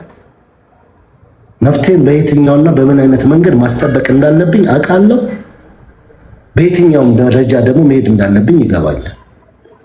ለራሴ አይደለም ለሰው እንዴት አድርገን መብታችንን በጋራ ሆነን እናስጠብቅ፣ ነገር ተያይዘን እንዳንወርቅ እንጠንቀቅ። በተናጠል የምንሄድባቸው ጉዳዮች አደጋ እያደረሱብን ነው፣ ጥቅም የላቸውም እየተባባለ እርስ በርሳችን ስንበዳደል ደግሞ የምታውቁት ወንድማችሁ በደል ሲሆን አይ እሱ ከሆነም አልነካውም፣ እሱ እኮ ወዳጄ ነው የሆነ ደግሞ በቃ አይኑን ማየት ያስጠላችሁ ሰው ደግሞ በጅምላ ሄዳችሁ የጋራ ክስ ይዛችሁ የጾታ ጉዳይ አድርጋችሁ የሃይማኖት ጉዳይ አድርጋችሁ የብሔር ጉዳይ አድርጋችሁ ደግሞ በቃ በግድ በማናውቀው ሁሉ ካልመሰከረን የምትሉ ከሆነ ይብላኝ ለእናንተ። የቀን ጉዳይ ነው እንጂ አንድ ቀን አይቀርላችሁም። በሰው ሚዛን ላይ ያን ሰው ያስቀመጣችሁበት ሚዛን ላይ አንድ ቀን እናንተም ትቀመጣላችሁ። ስለዚህ ለጠየኳችሁ ጥያቄ መመለስ የምትችሉ ሰዎች ካላችሁ አንድ ቁጥር ጻፉልኝ። ገስት ካላችሁ ውስጥ እድል ሰጣችኋለሁ። ቁጭ ብላችሁ ሁለቱን ለማወያየት ፕሮግራም አዘጋጅታችሁ ይዛችሁ የምታውቁ ሰዎች አሊያም ደግሞ በደል የበደለ ወይም የሆነ ጥፋት ያጠፋ ሰው ፍርድ ከጨረሰ በኋላ በዛ አጋጣሚ ስታገኙት አይን ለአፈር ብላችሁ ዞርበል የምትሉት ከሆነ እኔ ግን ቁጭ ብዬ እሱን ሳወራው ብታገኙኝ ምንድን ነው እኔን የምታደርጉኝ? ልትሰቅሉኝ ነው ማለት ነው? የኔ መብት ምን እንደሆነ አታውቁትም ማለት ነው? ይሄንን ሁለተኛ መልስ እንድትሰጡኝ ይፈልጋለሁ። ፍቄ ቻንስ ትሰጠኛለህ አውርቼ እንድወርድ? መጀመሪያ እንዴት ነህ? ሰላም ነው? እንዴት ነሽ? ሰው ሁሉ የሆነ ቀን ላይ ስህተት ይሰራል። ስህተት የማይሰራ ሰው የለም በዚህ ነገር። ግን እኔ አንድ ነገር ብቻ ሁላችንም ደስ ብሎን ማድረግ ያለብንን እንድናደርግ ምን ይከብዳል? እኔ አጥፍቼ ከሆነ ይቅርታ አርጉልኝ የበደልኳችሁ ሰዎች ብል ምን ይከብዳል? ፍቄ እኔ ጥያቄ ይሄ ብቻ ነው የሚሰማኝ። ሌላው ሁሉም ሰው የሆነ ቀን ያገኛል፣ የሆነ ቀን ያጣል። ማናችንም ቢሆን በእግዚአብሔር እጅ ነው ያለ ነው እንጂ በራሳችን ተማምነን የምንኖር ነገር የለም። ወይ ኦኬ ና ክፈትለት፣ ችግር የለውም። እየወረድኩ ነበረ በውስጥ በቃ ክፈትለት። ይቅርታ ሰው መሆን ይኸውልሽ፣ ይቅርታ ከአንገት በላይ ዝም ብሎ የሚዲያ ግብዓትና አንዳንድ ችግሮች ከሆኑ ይቅርታ ያንን ከማይስማሙት ውስጥ አንዱ ነኝ። ዝም ብሎ የማስመሰል ይቅርታ ሰዎች ሪል የሆነ መነጋገር ባለባቸው ወይም ደግሞ መወያየት ባለባቸው ችግሮች ባሉበት ሁኔታ ላይ መወያየት አለባቸው ብዬ ከሚያምኑት ላይ ችግርን መፍታት የሚቻለው ከስር ከመሰረቱ ነው። እኛ የምንፈልገው አንድ ነገር አለ። እኛ እዚህ ሚዲያው ላይ ያለ ነው በቃ ለእኛ እንዲመቸን ተደርጎ ተቀነባብሮ በቃ እንዲህ ከሆነ መባልን ነው የምንፈልገው። የዛችን ሰው ሆናል የዛን ሰው ፔን ሊቀርፍ ይችላል። እንዲህ አይነት ነገሮች ሲፈጠሩ እስከ ስነ ልቦና አማካሪ ድረስ የሚደርስ የሃይማኖት አባቶች ኢንቮልቭ ሊያደርጉ የሚችሉበት የይቅርታ ልብ በሚባል ደረጃ ሰዎች የሚፈቱበት መስተካከል አለበት ከሚሉት ነው። ይቅርታ ጠይቅ 1000 ጊዜ ብየዋለሁ። ችግር የለብኝም። ምክንያቱም የሰው ልጅን እኔ በገባኝ ልክ ነው። እዚህ ጋር ለኔ እዚህ ጋር መጥቶ በቃ እኔ ይቅርታ ብያታለሁ ቢላችሁ ኢነፍ ነው ወይ ብትሉኝ ይቅርታ አድርጉልኝ። አይደለም የበደለው እኮ እናንተን አይደለም የበደለው፣ ወይም ደግሞ ከዚህ በጥሩ ሁኔታ ያላሳለፉት ከሷ ጋር ነው። ሁለቱም የሚተዋወቁበት መንገድ አለ። ሁለቱ ተነጋግረው ተማምነው በዚህ ጉዳይ በዚህ ነገር በዚህ ጊዜ እንዲህ ስለሆነ ነው ተባብለው ይቅርታ ከተባባሉ ይችላሉ። እነሱ ያ የነሱ ነው። አሁን እኛ እየተቸገርን ያለ ነው። ምን ታውቃላችሁ? ልክ አሁን ላቭ ይዛው እንደመጣችሁ ታውቂያታለሽ ወይ? እስኪ አስተካኪና ይቅር እናባብላቸው ስል አይ በሚዲያ ስለሰማው ነው። ይቅርታ ለመባባል ለሁለቱ ያለው ነገር ይሄ ነው። አያችሁ፣ ይሄ ነው ችግሩ። እኔ አሁንም እያልኩ ያለሁት በሁለቱ አብሶ ሚዲያ ላይ ስለወጣች ነው።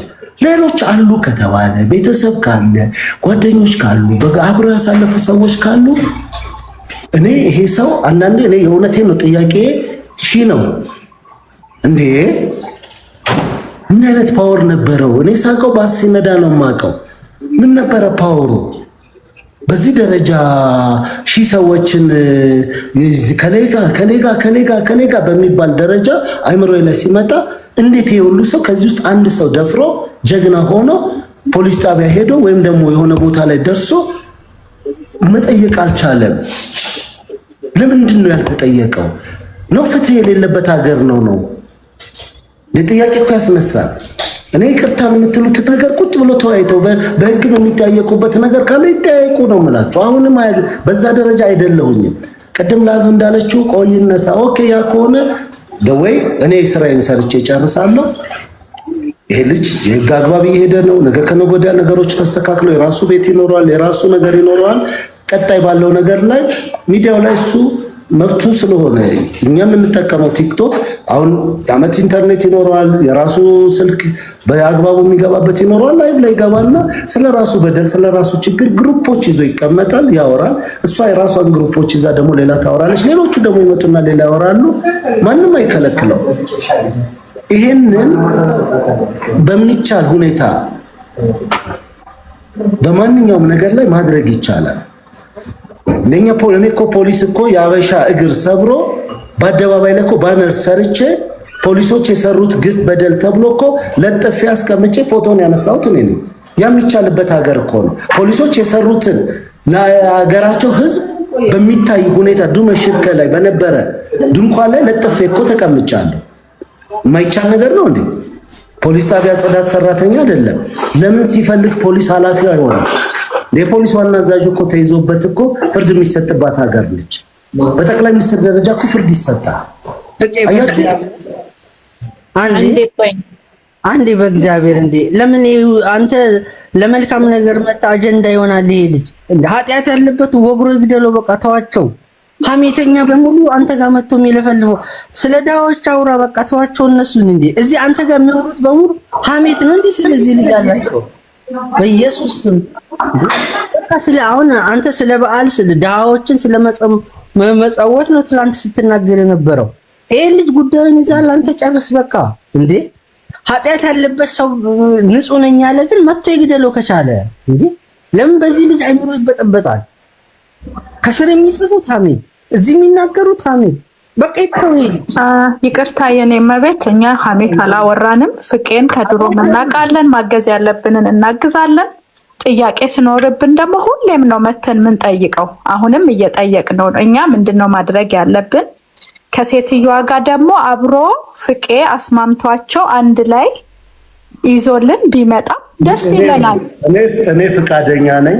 አንድ ነገር ልንገርሽ፣ እኔ ፍቃደኛ ነኝ። አሁንም ነገም ከነጎዳም በዚህ ጉዳይ ላይ ከምናወራ መፍትሄ ለማድረግ በማርታ በኩል እኔ ከለ ያለው የምትሉ ሰዎች በሉና ይሄንን ጉዳይ ደግሞ እሱና እሷ ቁጭ ብለው እንዲፈቱ ቦታ ማስተካከል አይደለም ሌላ ቢሮ የተፈቀደበት ሁኔታ ስላለ ይሄንን እንፍታ። ተግባባን? አሁን ይሄንን በውይይት ደረጃ ካመጣ ነው እኛ ባለ ጉዳዮች ሆነን ቁጭ ልንለው። በሁለቱ ሰዎች አልጋ ላይ ተኝተው በፈጸሙት ቃል ኪዳን ባደረጉት መሐላ በሆነው ነገር ላይ እኛ እዚህ ወንበር ደረቅ ወንበር ላይ ተቀምጠን ቂጣችንን እያለፋን በእነሱ ጉዳይ የምንበሳጭበትን ህመም ውስጥ የምንወርቅበት ጉዳይ የለም። ስለዚህ ይሄንን አድርጉት። አንደኛው ነው። ሁለተኛው ማንኛውም ሰው ባለበት ኮንዲሽን ላይ ዳኒ በህግ በዚህ ጉዳይ በህግ ጠይቋል የሚል ሰው ካለ መብት አለው። ኦልሬዲ አንቀጽ ጠቅሶ ጠበቃ ቆሞ በህግ ሁኔታ ላይ አሁን የህግ ከለላ አለው፣ መብት አለው፣ አድራሻ ይኖረዋል፣ ያ ሁሉ ነገር አለ። ስለዚህ ከዚህ ውጭ ምን ላድርግ ነው? አንዳንዴ የሆነ ለራሴም ጥያቄ አለብኝ። እንዲህ መተው የሚጠይቁኝ ሰዎች ግን እውነት ነገሩን ተረድተውት ነው? ኢሞሽናል ሆኖ ነው? አንዳንዴ በዚህ ስሜት ውስጥ ተውኖ ሲመጣ ቅድም የመጀመሪያ ልጅ ያነሳችው ነገር ላይ በደንብ ዲቴል ገብቼ ለመናገር የፈለኩ የሄድንበት ፈርዘር ያሉ ጉዳዮች አሉ። የሁለቱንማ ጉዳይ ብቻ ትተናቸው ብንቀመጥ እኮ ምናልባት የዛሬ 6 ወርም የማያልቅ ታሪክ ሊያወሩን ይችላሉ። እሷም በፊኗ ታወራናለች፣ እሱም በፊኗ ያወራናል። ስለዚህ ኦኬ ሊና ቀጤና ከዛ በኋላ ልዝጋው ይሄን ጉዳይ። በመጀመሪያ ፍቄ አንተን እኔ አላቅህም፣ አሁን ገና ነው በዳኒ ሰበብ የማውቀው። ለሁሉም ነገር እንደው አላህ ያስደስትህ በሁሉም በልጆችህም በምንም ማለት ነው። እና አሁን ምን ደረጃ ነው ያለው? አሁን የሁለቱ የማርታና የዳኒ በቃ አላህ ይፍረድላቸው፣ ይቅር ይባባሉ አላህ ካለው ማለት ነው። ካላለው ደግሞ እሱም ብቻ የሚወጣበትን እንትን መፍትሄ መፈለግ ነው እንጂ አሁን ማርታ ይቅር ይባባሉ። ይቅር ወንድ ልጅ ይቅር ይላታል፣ ምን ችግር አለበት? ከልቡ ሆነ ከምኑ። ግን እግዚአብሔር ካለለት ደግሞ በየትኛውም ቦታ ሆኖ እንዲመጣ ብቻ ጉዱን ብቻ እንትን እንዳለ ሆኖ ማለት ነው። ሲጀመር ሁሉም ሰው ዋሽቶ ነው የሚመጣው። የትም ሀገር ሲኬድ ማንም በትክክለኛው የሚመጣ ሰው እሷን ሊና የእሷን አንደጋግማት ለመሰላችሁ ይሄ ቤት በቃ ስለማርታ የሌለብንን ውሸት ነው የሚለውን እንቶ ሌላም ቤት አታውቁት በማለት ስለማርታ ታውት በቃ አንድ ቀን እሱ ልቡ እንትን ባለለት ጊዜ እሱ ራሱ ይቅር ይላት ይሆናል። አሁን ስለሱ መውጫውን ብቻ ነው እንጂ በቃ ያለበት ሁኔታ 18 ዓመት ሆኖ ራሳችንን ቁጭ እናድርገው። እስቲ ኢትዮጵያ ሆነን ቁጭ ስናደርገው ያለ ምንም እንትን መውሰዱን ለሱ ብቻ መላ መፍጠር ነው የሚመጣበትንና የሚስተካከልበትን። ለማንኛውም እኔ ብዙም ወሬም አልችልም። እግዚአብሔር ያስደስትህ። እንደው እኔ ከልቤ ነው ዱዓ ማድረግልህ አንተ ወላሂ ነው የምልህ። ማንም ሰው የማያደርገውን ነው ያደረክለት። አሁን አንተም ባያገኝህ ኖሮ ይሄ ልጅ እዛው ቀርቶ ነበር ማለት ነው፣ ሆምለስ ሆኖ ነበር የሚኖረው። እግዚአብሔር ያስደስትህ ለማለት ብቻ ነው ፍቄ። ቴንኪው ነገር ሊናያ አሜን። ፈጣሪ ክብሩን ይውሰድ። አሁን ያለበት ኮንዲሽን ምንድነው? የምትሉ ሰዎች አሁን ያለበት ኮንዲሽን ኦልሬዲ የህግ አግባብ እየሄደ ነው። የህግ አግባብ ላይ ያለበት ኮንዲሽን ደግሞ ምንድነው ካላችሁ ከዚህ በፊት ህግ መያዝ አይችልም። ይቅርታ አንዴ ውሃ ልጠጣ ከታች ታዝዤ ነው ፕሮብሌም። ህግ መያዝ አይችልም ነበር። ለምን? ጠበቃ ለመስጠት በዚህ በኢትዮጵያ ህግ ውክልና ትሰጣላችሁ። ውክልና ለመስጠት የሚያስችለው የፋይዳ በዚህ ላይ አሁን እቺን የፋይዳ ዶክመንት እዚሁ 244 ሰው እንዳላችሁ መንገር የሚፈልገው መረጃ ስላለ እናገራለሁ። ለምን? ከኔ የሚጠበቀው እሱ ስለሆነ የፋይዳ መታወቂያ ስለሌለ ውክልና ሊሰጥ አይችልም። ውክልና አልሰጠም ማለት ደግሞ ጠበቃ አሁን ግን ፍትህ ሚኒስቴር ጉዳዩን አይቶለት ችግሩን ተረድቶ ያለበትን ሁኔታ በፍትህ ሚኒስቴር በዋና ኃላፊዋ ትዕዛዝ ጠበቃ እንዲያገኝ ተደርጓል። አሁን ጠበቃው ቀጣይ ፕሮሰሶች ይሄዳል። ምን አይነት መብቶች አሉት፣ ምን አይነት ግዴታዎች አሉት የሚለውን የሱን ሂደቶች ይሄድና ኦልሬዲ ባለመብት እንዲሆን የሚያደርገው ነገር ይቀጥልለታል። ስለዚህ የህግ አግባቡን ነው የሚሄደው። እሱን ካደረገ እሱን ከጨረሰ በኋላ ነው ቀጣይ ያሉ ሂደቶች የሚሄዱት። ህግ ነው መጀመሪያ። አሁን ነገ ከነገ ወዲያ በብዙ መንገድ የሚሄድባቸውን ነገሮች የህግ አግባብ ባለው ጠበቃ ይዞ በጠበቃው የሚንቀሳቀሳቸውን ነገሮች ይንቀሳቀሳል። እኔም ከስሜት የነጻ ምክር ከምሰጠው ምን ከምለው ሌሎች መተው ስልክ ደውላችሁ እንዲበል ከምትሉትም በላይ እሱ ማን ነው የሚረዳው? የህግ አካል ነው። ቀጣይ ከህጉ ጋር ተያይዞ ምን መብት አለው፣ ምን ግዴታ አለው፣ ወደ ኖርዌይ ሲኬድ በሱ ጉዳይ ላይ የሚጠየቅ ኖርዌይ ጠበቃ እንዳለው ታውቃላችሁ። የዛ የጠበቃው ጉዳይ ደግሞ አሁን ዛሬ እንግዲህ እግዚአብሔር ይመስገን አልቋል። ከሰኞ በኋላ ጠበቃውን በስነ ስርዓቱ ደውሎ አናግሮ እዚህ ያሉትን ዶክሜንቶች ያለበትን ኮንዲሽን ያለውን ሁኔታ ገልጾ ደግሞ ይጠይቃል። እነዛ መብቶች ናቸው። ጀነራል የሆኑ ነገሮችን የምንማርባቸው ይኖራሉ።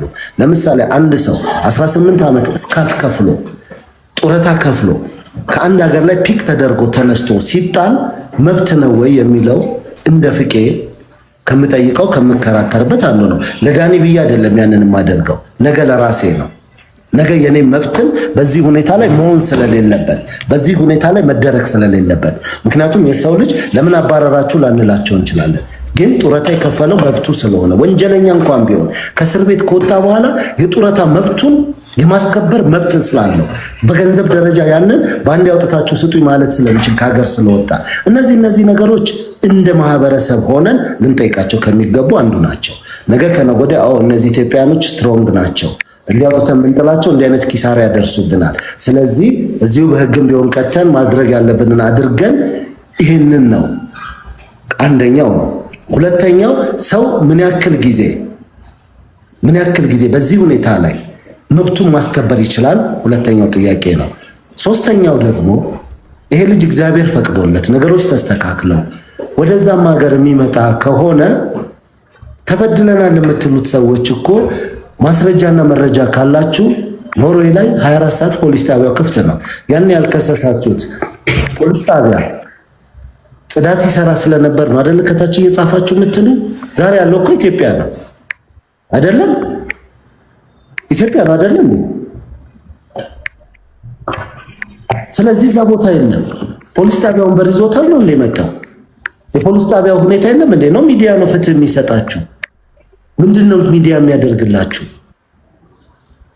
ለምንድነው መብታችሁን እዛ ሄዳችሁ ይሄ መረጃ አለን ይሄ ማስረጃ አለን እንዲህ ተደርገናል በዚህ ጊዜ እንዲሆነናል ብላችሁ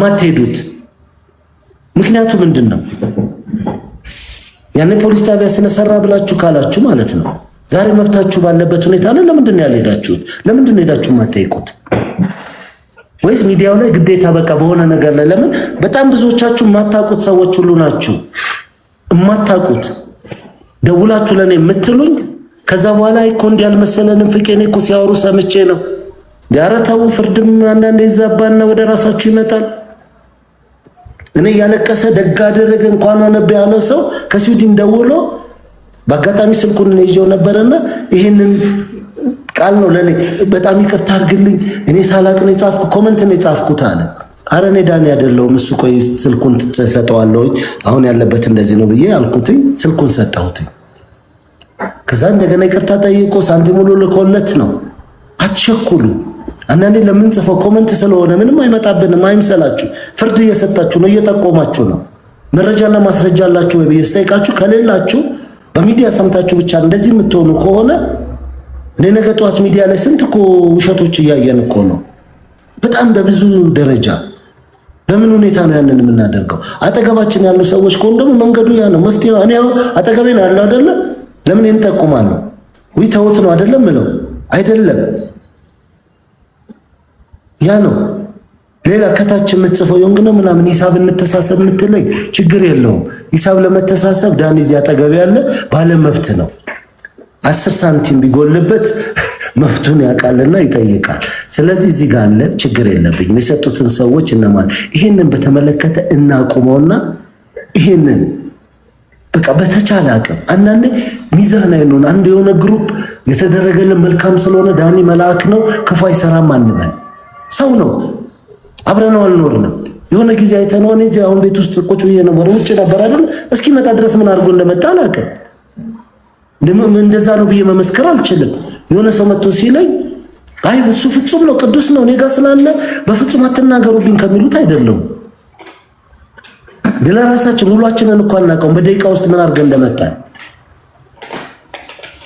ስለዚህ ሚዛናዊ ነው በደል ካለ እንዴት ነው ያ በደል ይቅር የሚባባለው እናስታርቃቸው አንድ ላይ ይቀመጡና ይወያዩ እነሱ ውስጥ ያለን ችግር እኔ ለማዳመጥም ዝግጁ አይደለም በነገራችን ላይ ፍርድ ለመስጠት ሁለቱ ጉዳይ ለሌላም የሚመለከተው አካል ካለ ያንን አድርጉላቸው የሚያዋጣው እሱ ስለሆነ ለሶሻል ሚዲያ ግባት ከሆነ አደርገዋለሁ ችግር የለብኝም እዚህ ጋር መጥቼ ታውርቼ ዋው ፍቅዬ ምናምን ለመባል ከሆነ ያ አይደለም ቁም ነገሩ የነሱ ችግር ካልተፈታ ዝም ብለንኛ በቃ ከሌ በዳይ ነው ከሌ ተበዳይ ነው እያለን ምንጮ ከሆነ መቼ ነው በዚህ አይነት ሁኔታ የምንቀጥለው ምናልባት ሁለቱ በተለያየ መንገድ ተጠቃሚም ተጎጅም ሊሆኑ ይችላሉ ማንኛውም መንገድ እንጠቅማለን ብለን ምን ጎዳቸው ከሆነ ምንም ጥሩ ነገር የለው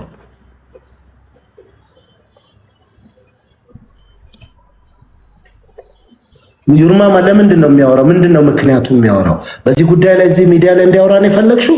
እሱ ዲስከስ ታደርገው። እኔ ዓላማ አንድና አንድ ዳኒ ሰው ሆኖ ቆሞ በህግ አግባብ የራሱን መብት ጠብቆ ወድቆ መገኘት ስለሌለበት ተነስቶ ይሄንን ነው።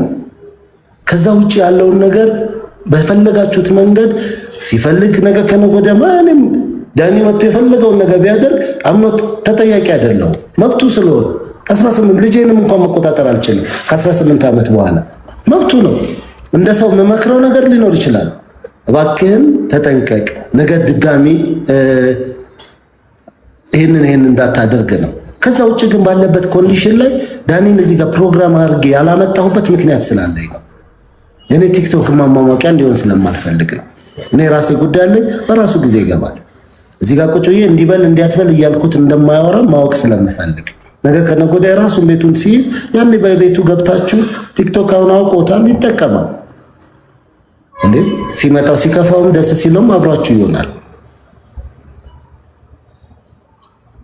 ስለዚህ የቱ ድረስ ያለውን ነገር ነው። እኔ በእንደዛ እንዳታስቡት። እኔ ከምሬን በጣም ብዙ ቤት ተቆርጦ ይመጣልኛልና በጣም ብዙ ሰው የታዘብኩበትን ነው። በጣም ብዙ ሰው የዳኒ ጉዳይ መብት እንዳለው አውቃለሁ። ለዳኒ መብት አለው የምል ሰው ለእኔ መብቴ ምን ደረጃ እንደሆነ አውቀዋለሁ። ግዴታዬን አውቃለሁ፣ መብቴን አውቃለሁ። ስለዚህ አንዳንዴ የሰው ልጅ አይምሮ መጠበቅ ባለብኝ ልክ መጠበቅ ስላለብኝ ፕሮቴክት የማደርገው ቢያንስ የዚህ ልጅ ኢቫሉዌት ተደርጎ በራሱ ሁኔታ ላይ ነገሮች ተስተካክለው ፊዚካሊ ስለበላ ሰውነቱ ስለተስተካከለ በቃ ሞራሉ ተጠብቋል ማለት አይደለም። ሴንሲቲቭ የሚያደርጉት ጉዳዮች ተነስተው ይመጣሉ። ለምን ይሄ ሁሉ ሰው በእኔ ላይ ብሎ ይጠይቃል እኮ። በሐሰት የሚመጡ ነገሮች ሲመጡ ለምን እያለ ይጠይቃል። አይምሮ የሰው ልጅ ነው እንዴ አይደለም? ዳኒ ሁላችን እንጠይቃለን። ለምን ይሄ ሁሉ ሰው ለምን እንዴ? ምናልባት እኮ በፍቅር ያሳለፋቸው ሴቶች በሙሉ ነገ ጠዋት እየመጡ ለምን በእንደዚህ አይነት ሁኔታ ሆኛለሁ በቃ ኦልሞስት ያን አድቫንቴጁ ላይ የፈለገ ሰው እኮ ይሄንን እያለ ሲመጣ ለዚህ ልጅ አይምሮ ለምን እከሌም በኔ ላይ እከሌትም በኔ ላይ እከሌም እንደዚህ እያደረገ ነው። ያን ነው በጣም የሚያሳዝነው።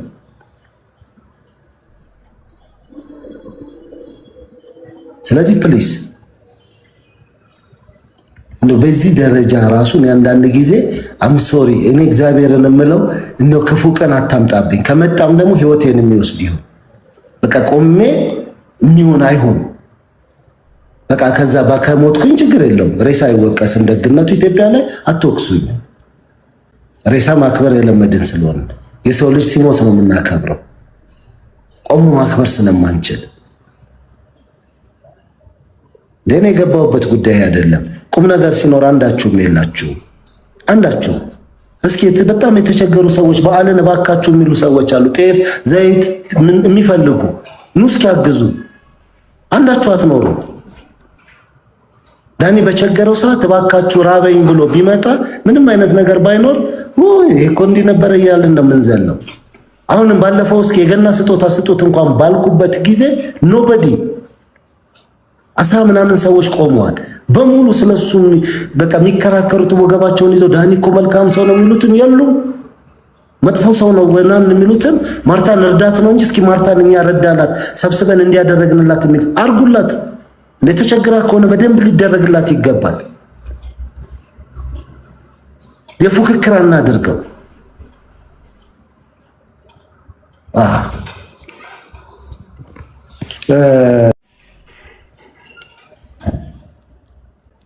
ሰላም ታሪኩ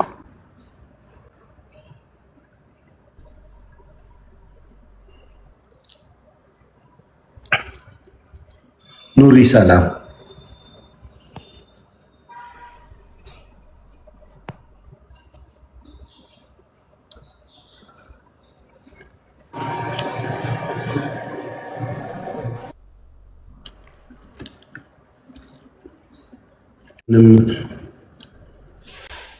በቃ ትንሽ ሰላም ደች እንዴት ነው? አልበቃም እንዴ ዛሬ? እሱ እኮ ተሸኝቶ ሌላ ወደ እንትን ላይ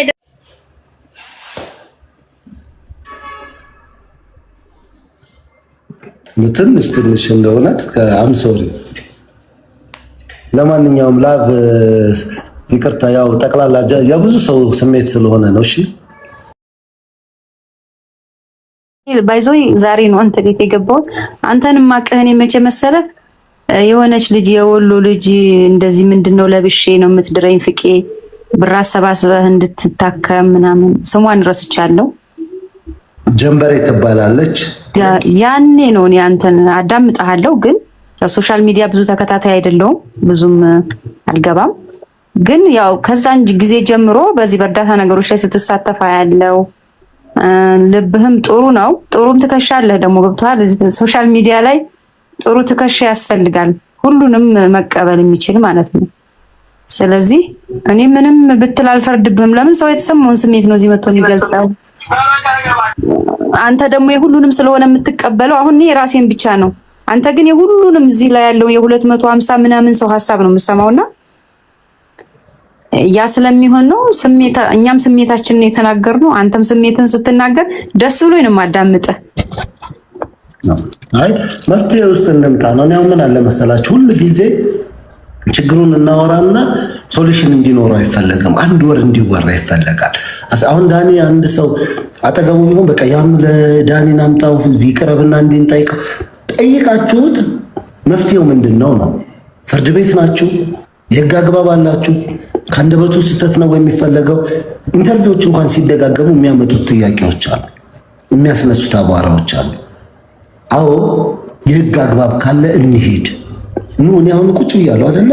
ዳኒ የሚባለው ሰው ይሄን አድርጎኛልና እባክህን ተፈልጎ አጥቷል፣ ወደ ፍርድ ቤት ማቅረብ ፈልጋለሁ፣ ፖሊስ ጋር ሄጄ እንደዚህ ማመልከቻ አስገብቼ ከዚህ በፊት ከስሼው ቦታው አድራሻው ጠፍቶብኝ ነው አምጣልኝ የሚል አካል ይሄው ፊት ለፊቱ ነው የምናገረው ብየውም ስለማቅ እዛ ጋር። በተረፈ ግን ዳኒ ስላሳለፈው ህይወት፣ ስለነበረበት ኮንዲሽን፣ ስለሄደበት ሁኔታ፣ ስለእያንዳንዱ ሁኔታ በሚገባ ሁኔታ አጠገቡ ሆኜ እኔ ቀን በቀን በተለያዩ ምክንያቶች በተለያዩ ሁኔታዎች በምሰማበት በሚሰማኝ ህመም ልክ ወደ እናንተ ይዤ አልመጣም። የመጀመሪያ ጊዜ ይዤ የመጣሁበት መንገድ እንኳን ከባድ ስለነበረ ሜዳኒን ሳገኘው የያዝኳት ፎቶና ቪዲዮ ፐብሊክ አላወጣኋትም።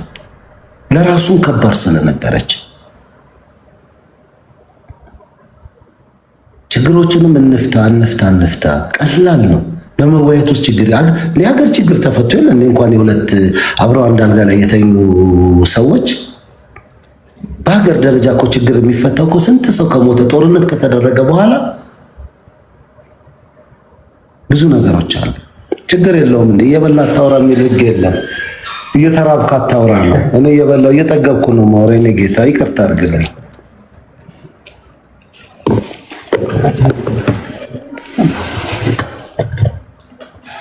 ፈጣሪን የምለምነው የሰው እጅ አታሳየኝ፣ የምበላው አታሳጣኝ ነው። ምናምን እሱ አግባብ አይደለም።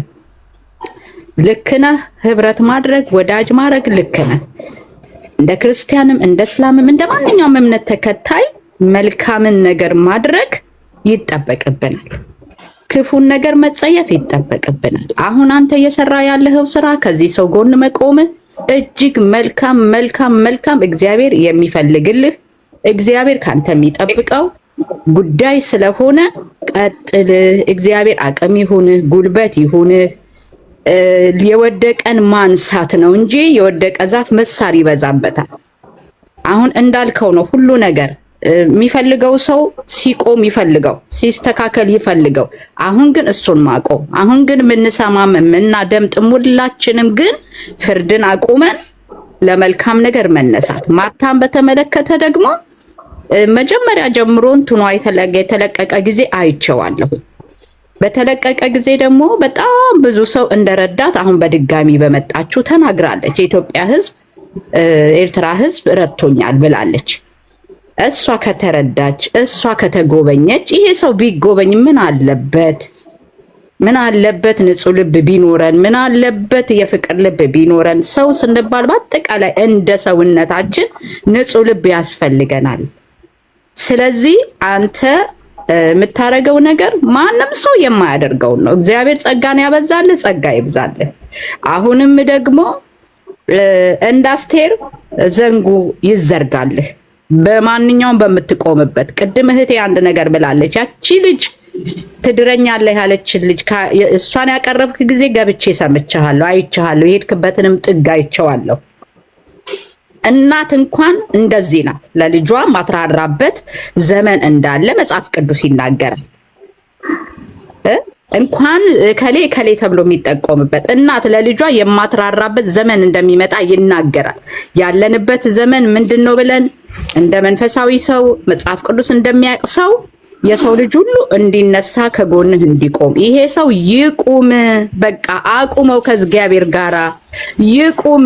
እንዳልከው ቅድም የራሱ ሚዲያ ከፍቶ ያናግሩት፣ ሲፈልጉ በፈለጉ ነገር ያናግሩት። አንተ አትዘን፣ ወይም ደግሞ አይክፋህ፣ ወይም ደግሞ ለምን የሚለው ነገር አይረብሽ። አንተ ቀጥል፣ ቀጥተኛ መንገድ ነው ያስከው። ቀጥል ነው የምለው እኔ በቃ ቀጥል። ዘመናችን የከፋ ነው። ምክንያቱም እንደ ክርስቲያን እንደ መጽሐፍ ቅዱስ አንባቢዎች ከሄድን ከዚህ የበለጠ ክፋት፣ አመጽ የሚታይበት ዘመን ነው። ስለዚህ እግዚአብሔርን እንደሚያቅሰው ሰው መኖር አለበት። አንተ እግዚአብሔር እንደሚያቅሰው የምትሄድ ሰው እንደሆንክ ነው የሚገባኝ። ዘመንህ ይባረክ፣ ቤተሰብህ ኑሮህ ይባረክ። ሰዎች ተከፍተው መጥተው ተደስተው የሚሄዱብህ ሰዎች ሁን። የትም የምትመልሰው አትጣ፣ የምታጠጣው አትጣ፣ የምታበላው አትጣ፣ የምትመክረው አትጣ። በቃ ሰው አይዞህ የምትልበትን መንፈስ እግዚአብሔር ያብዛልህ። የወደቀ ዛፍ ምሳር ይበዛዋል። ይሄ ሰውዬ ይበድል አይበድል እሱና እግዚአብሔር ናቸው የሚያውቁት። ማርታን በተመለከተ ራሷ ተናግራለች። በቃ ወታ ተረድቻለሁ ብላለች። አሁን ሰውየውም ጋዜጠኛውም ያቀረባት ምን ተሰማሽ ነው። እሷ ደስታም ሐዘንም ሁሉም ነገር እንደተሰማት ተናግራል። ለነሱ መተው ነው። እድሜን መብላት ጭንቅላትን መበጥበጥ በዚህ አያስፈልግም። ሁለቱ መተው፣ እድሉን ለነሱ መስጠት። ይሄ ሰውዬ ግን ይቁም፣ እንደ ሰው ይቁም። ለምን ተረፈ ከሆነ ይሄ ሰይጣናዊ አስተሳሰብ ነው። እንኳን ቆመ። አሁንም እንዲሞት አናድርገው፣ እንዲኖር እናድርገው። እንዲኖር በቃ እድሜ እንዲጨመርለት። ይሄ ሰው እኮ ነገ ብዙ ሰው ያነሳል። ደግሞም እኮ ብዙ ሰዎች አነሳን እኮ ያሉ ሰዎችም አሉ፣ ደረሰልን ያሉም አሉ።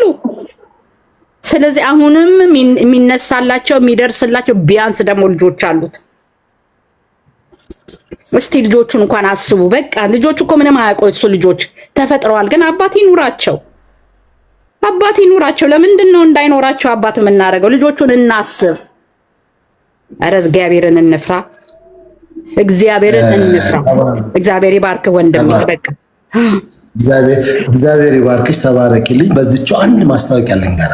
አንድ ቅድም የፋይዳ ብያቸዋለሁ። አሁን ደግሞ ሪል የሚጠቅመንን እንደ ፍቄ ለኖርዌይ ቤተሰብ ሆነን ሌሎች ከስደት ተመላሹ ሶፊንም አድርገን ትናንትና የተወሰነ አውርተን ነበር እና ባለፈው ቁጭ ብለን ኢትዮ ኖርዌይ በሚል አንድ ማህበር ይኑረን የሚል ሀሳብ መጥቶ ነበር እና አሁን ግን የእውነት በዚህ ደረጃ ከሆነ ዋይኖት ከስደት ተመላሽ ብቻ ሳይሆን ስደት በቃኝ ያለም ሰው ይምጣ፣ ሲፈልግ ተባሮ አይደለም ወይም የሆነ ነገር እንደ ማህበር ቆመን ወይም በጋራ አንድ ላይ ሆነን የሰው ልጅ ችግሩን ቁጭ ብለን የምንፈታበት የሕክምና ባለሙያዎች አሉ፣ በብዙ ሙያ ውስጥ የተሰማሩ ሶፍትዌር ኢንጂነሪንግ ያሉ ብዙ ስራ መስራት የሚፈልጉ ሰዎች ማለት በብዙ ህይወታቸው ውስጥ ያሉ ሰዎች አሉና እንደው ሌላው ቢቀር እንደው ሩቅ መሄድ ቢያቅተን ስካንዲኔቪያ ኢትዮ ብለን አንድ እንደው በዛ በስካንዲኔቪያ ዙሪያ ላይ ያለን ሰዎች ነገ ክፉ ነገር እንኳን ቢመጣ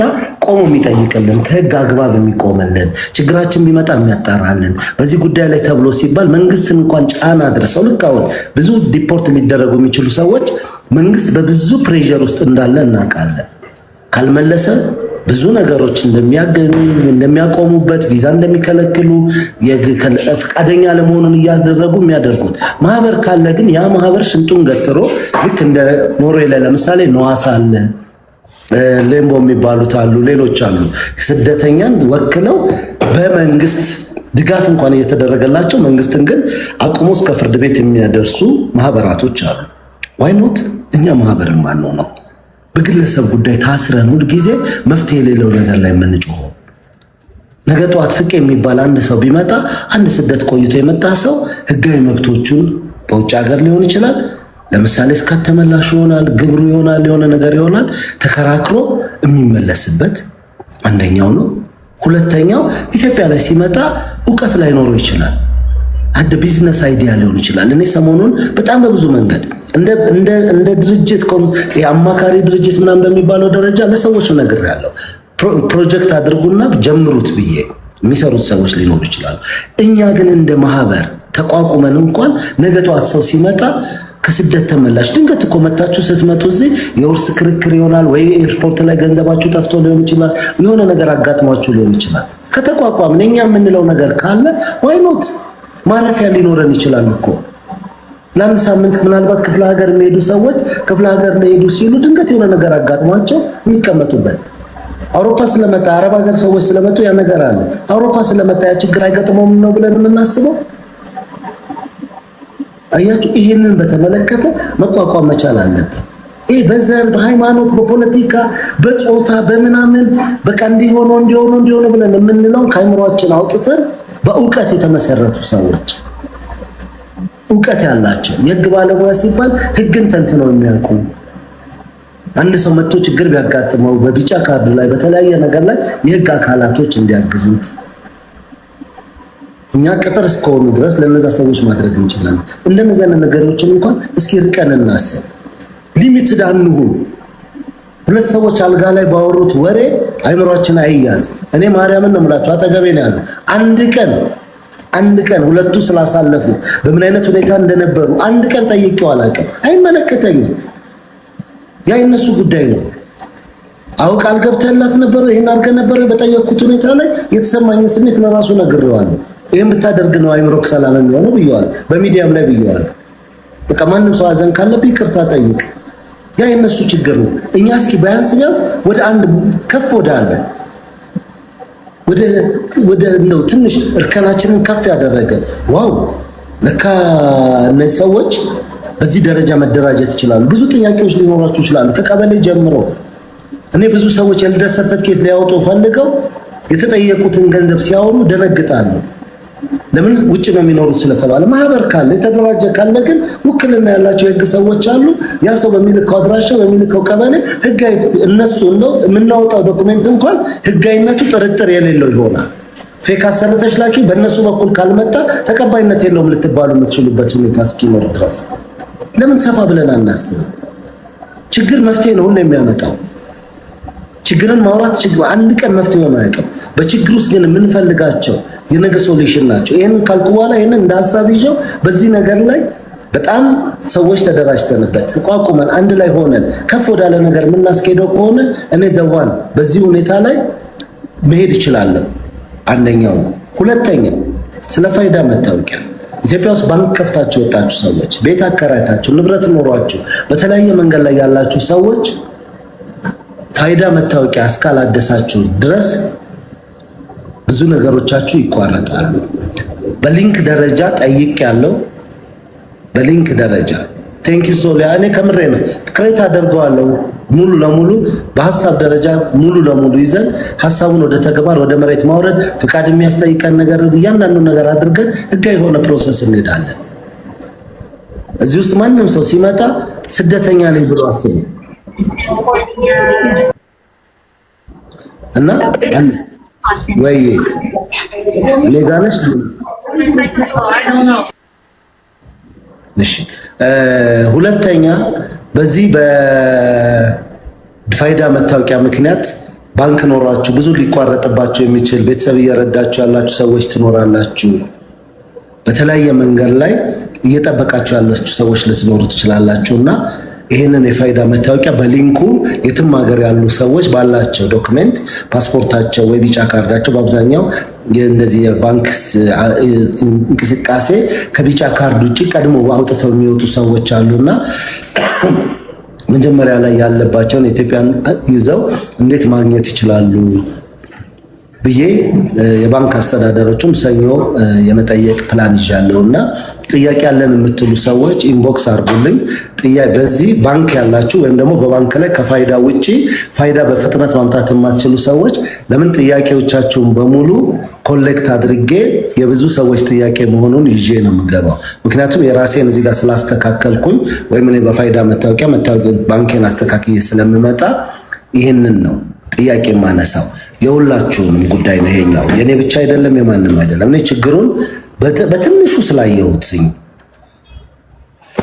ዳኒ ከተቸገረባቸው ችግሮች አንዱ ነው። ችግርን ሳይ እኔ ወደ መፍትሄው እንዴት አድርገን ይህን ችግር እንቀርፈዋለን ነው። ስለዚህ አሁን የወጣው አዲሱ አዋጅ ደግሞ ውክልና መስጠት አትችሉም። ውክልናችሁ ራሱ ፌል ሊያደርግ የሚችልበት ብዙ ነገር አለ። ቀድማችሁ የሰጣችሁት ውክልና ይሄንን ነው። ሁለተኛው ነው የቢጫ ካርዱ ኦልሞስት በብዙ መንገድ መጠየቅ ያለበት ከውጭ ጉዳይ ሚኒስቴር ጋር ነው፣ ከኤምባሲ ጋር ነው።